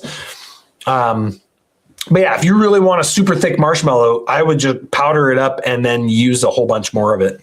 Yeah, you could do some fun experiments. You could take a mason jar, do one at a tablespoon of powder or cut and sifted, however you want to do it. Steep it for 8 hours. See how it turns out. Do 2, then do 3, then do 4, then do 5, then do 6, do half of do a cup. Like see at what point. That's how you learn, right? Just kind of put some controls in there. And that's how you learn. And you do that, man, you really learn marshmallow. You really understand how to use it when you do that. So that's what I would do. AL asks, are there any combinations of herbs that really shouldn't be taken together? Well, yeah, I mean, there's logistical things it's more of a pharmacy thing than a therapeutics thing. So if we're talking about compounding tinctures, you generally want to avoid, like the herbs we were just talking about, the mucilaginous herbs. You want to avoid the alcohol percentage from getting too high. Otherwise, the polysaccharides will precipitate out of solution. So there's that. There's tannins and alkaloids. That's a good general one. If you combine herbs rich in tannins with herbs rich in alkaloids, the tannins will bind to the alkaloids and they'll fall out of solution. And now you don't have tannins or alkaloids in your preparation. And in many instances, that renders that preparation inert for the most part, at least from an alkaloidal perspective. Usually when you have herbs with alkaloids in them, that's a lot of the medicinal virtue that you want are the alkaloids. So tannins precipitate alkaloids. Tannins generally will precipitate polysaccharides. High alcohol will precipitate polysaccharides. I'm trying to think if there's any other, it's more like pharmaceutical. It's like pharmacy incompatibilities than it is necessarily therapeutic incompatibilities. Yeah, I mean, there are some cultures and traditions that speak to, you don't put those herbs together. And a lot of times that's like very culturally specific. You know, I've known some traditional medicine people that you work with plants, and they've got just like they're very specialized knowledge in that of like, oh, that herb doesn't like that herb. You never combine those herbs together, or those herbs in their body have conflict and fight one another, basically. A lot of more scientifically, more rationally minded herbalists would think a lot of that is superstition. I tend to be a little superstitious myself, so I would follow those things. But again, a lot of that is like very specialized knowledge. A lot of that is cultural heritage, family lineage type information. That's not usually stuff you can like look up in an herb book. Just from looking at it from a therapeutics perspective, I can't exactly think of it. I mean, I think, there's some things of like, there might be some things that you could maybe rationally consider of, okay, think of an herb maybe that grows in a swamp, right? Like, it's like skunk cabbage, right? Symplocarpus fetidus. We got a bunch of it. There's a swamp across the street from me, old peat bog, and there's like full of Symplocarpus, right? It grows in a bog. That plant likes wet, damp, moist, marshy, swampy environment, right? Might not get along with the plant that grows like a cactus growing in the desert, right? Like you could see that, well, this plant likes a marsh and this plant likes a hot, dry desert. Maybe those plants in some way would be kind of incompatible. Like they just wouldn't get along well because they're so different and they grow in such different environments. They're not aware of each other. They wouldn't know each other. So if you kind of look at it like that, you could maybe determine a few of those things for yourself. But, whether that would manifest specifically in like a therapeutic context is hard to say. And perhaps something like that would manifest more on a subtler esoteric or spiritual level that honestly some people may not even be aware of. So it's hard to say, but hopefully that answers your question a little bit. Elizabeth asks, could you elaborate a little more on how tropho-restorative nerve ions work on nerve damage? For example, if damage caused to nerves by shingles, is it something that these herbs can heal the actual nerves affected by the virus, or what exactly, how are they working with the system? Yeah, well, it depends on the herb. They're all going to do things a little bit differently. My understanding is that there are some remedies that can actually aid in potential nerve regeneration. I believe lion's mane, hericium. I believe there's been some research on hericium for that. I believe there's been some research on ashwagandha for that. Milky oats is, of course, our classic nerve tropho-restorative. That's commonly utilized more for like neurasthenia, like nerve burnout, like the nervous system is just exhausted and it needs to be replenished more in its vitality and in its moisture and things like that. St. John's wort definitely has very strong action on the nervous system as well. I mean, St. John's wort is actually one of our key shingles remedies for the nerve pain attributed to shingles, both topically and internally. Passion flower, also very useful there too. Yeah, those are just some of the things I can think of off the top of my head with that. Madeline asks, many people are hesitant to work with herbal supplements. How do I address this fear and hesitation in the best way to heal and do good? Yeah, well, I mean, I think a lot of that comes down to education. I also think a lot of that comes down to not being pushy with people with herbs. I mean, I used to do that when I was younger. I would really get like, you need to do this herb. And people were like, whoa, I'm sketched out about herbs. And I'm like, you don't understand. And I'm like, take the herb, No, I mean, I wasn't like No, I wasn't that intense about it, but I was really excited and really passionate, and I wanted to help people. And I didn't realize that excitement and passion and desire to help people sometimes didn't come across in the best way. Like sometimes it came across as people felt judged by their lifestyle and how they did things. People felt like they were doing something wrong, or that I was criticizing them, or even though that was like totally not the case, that was the way it was interpreted. And I am, now that I'm older and a little bit wiser, I don't give unsolicited advice to people unless they specifically ask for it, right? Through a consultation, through asking me for help, through attending a class or something like this, asking me a question. To me, it's like, all right, you asked me a question, I've got permission to tell you what I think, right? And so, but I don't just tell people what to do or give them advice or give them suggestions unless they specifically ask for it. And when someone specifically asks you for it, they've obviously gotten to the point where they're open to the idea of herbal medicine. And so generally that's not exactly a hurdle you have to jump over at that point.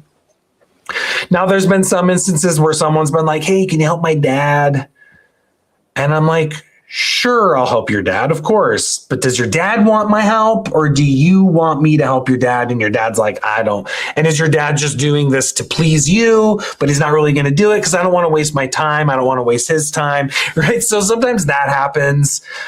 And in that instance, sometimes I just have like a very simple way of talking about herbal medicine to people where it's like, these are, if they're really, and it's kind of reading them too, if they seem like a rationalist or reductionist, I'll just say something along the lines of like, I'm an herbalist. That means I work with plants that contain certain biochemically active compounds that can help your body to, rejuvenate itself, support the health of your organ systems. You kind of got to be a little bit careful about how you talk to people. They can support the health of your organ systems.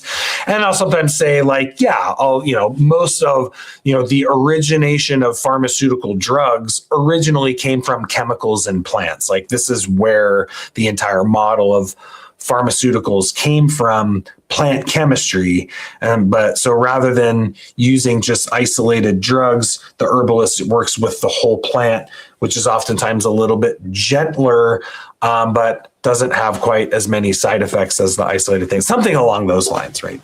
And usually they're like, oh, okay, like that sounds pretty good. Or like, well, I don't know, that's not for me. And I'm like, okay, good. I'm glad we didn't spend 2 hours talking and me compounding a formula for you that you're not even going to take, right? It's like, and I think being honest in those circumstances is good. It's like, hey, do you want to be here? Because I'm not going to waste your time, and I don't want to waste my time if you don't want to be here and you're not going to actually follow what I'm saying. So, but yeah, I mean, I think, and the more you study herbalism, the more you experience herbalism, the more you strengthen your faith and your belief in the plants, in the intelligence of nature.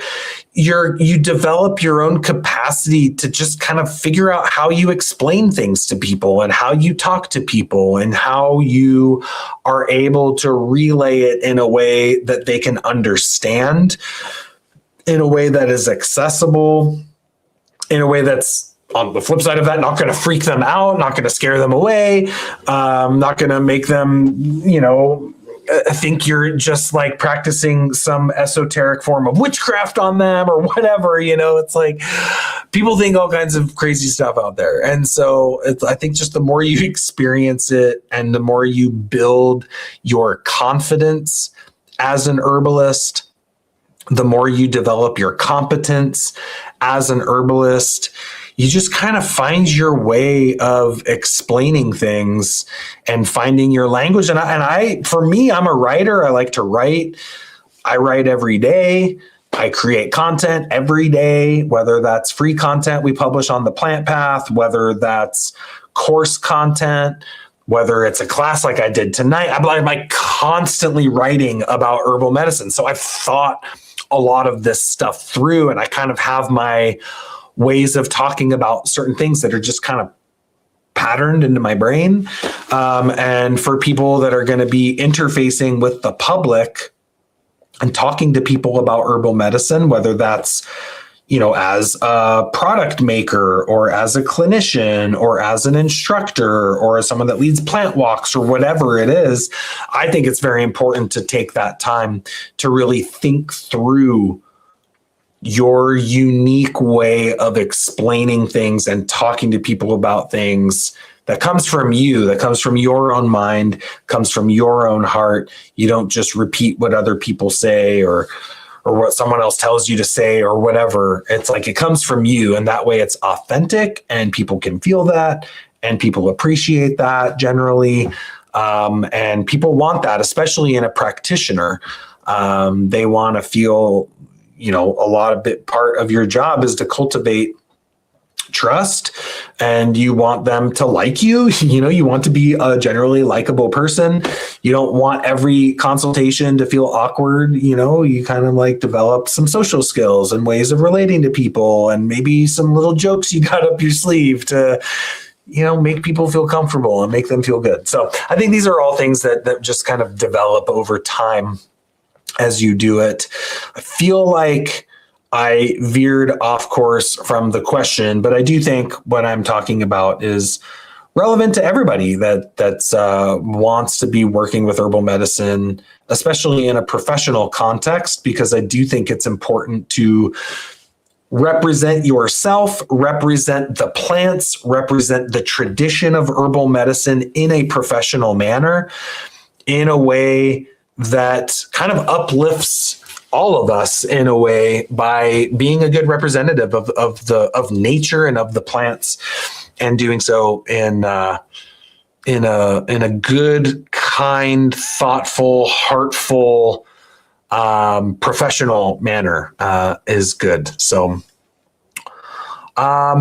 with that, I originally said I was going 3 to 5, and it's about 6:30. So I think I might call it, y'all. I know there might be a whole bunch of questions left over, and for that, I apologize. But I think my brain is about at its edge. So I'm going to call it an evening. I want to say thank you once again to each and every one of you for joining me here, whether you joined from the webinar, or you're on Instagram or Facebook or YouTube or wherever you might have been able to catch this live stream. I do really appreciate you joining me here, and hope that you will join me in Materia Medica Monthly. Again, this is our most awesome opportunity for you to join this program. Now is the time. Now is your year to take your skills to the next level, to gather the strategies, the insights, the tools, the knowledge that you need to level it up, right? To level up your competence, your know-how, to level up your confidence in yourself and in the plants, so that you can heal yourself, so that you can better heal the people in your life, whether that's just using it for your family, or whether it's helping out some of your friends and colleagues in your community, or whether this becomes your career and you're going to see patients day in and day out. Whatever scale it is, whatever your herbalism looks like that's unique to you, Materia Medica Monthly is an incredible resource for you to understand your plants with precision and in a holistic way. So I hope you will join me. Last chance to get in before we raise the price. Last chance to get in for this awesome Building Your Herbal Apothecary bonus class we're going to be doing over the next month. And I hope to see you in there for our first affinity map class that's going to be happening in February. I've got such cool stuff planned for the future of Materia Medica Monthly, and it would be an honor to have you in there. So thank you all again so much from the bottom of my heart. I truly appreciate you joining me here. I appreciate you doing your work, whatever it looks like, helping people out, spreading the healing power of nature and the plants out there into the world, doing your part to bring healing. That's what I'm all about. That's what we're all about here at Evolutionary Herbalism. And we want to do whatever we can to help you succeed and thrive on your plant path. So until the next one, you all take care of yourselves. Stay warm out there for those of you that are in the midst of that huge cold snap that's been rolling across the United States. And I hope to see all of you next month in our Herbal Affinity Map. So until then, take care and be well.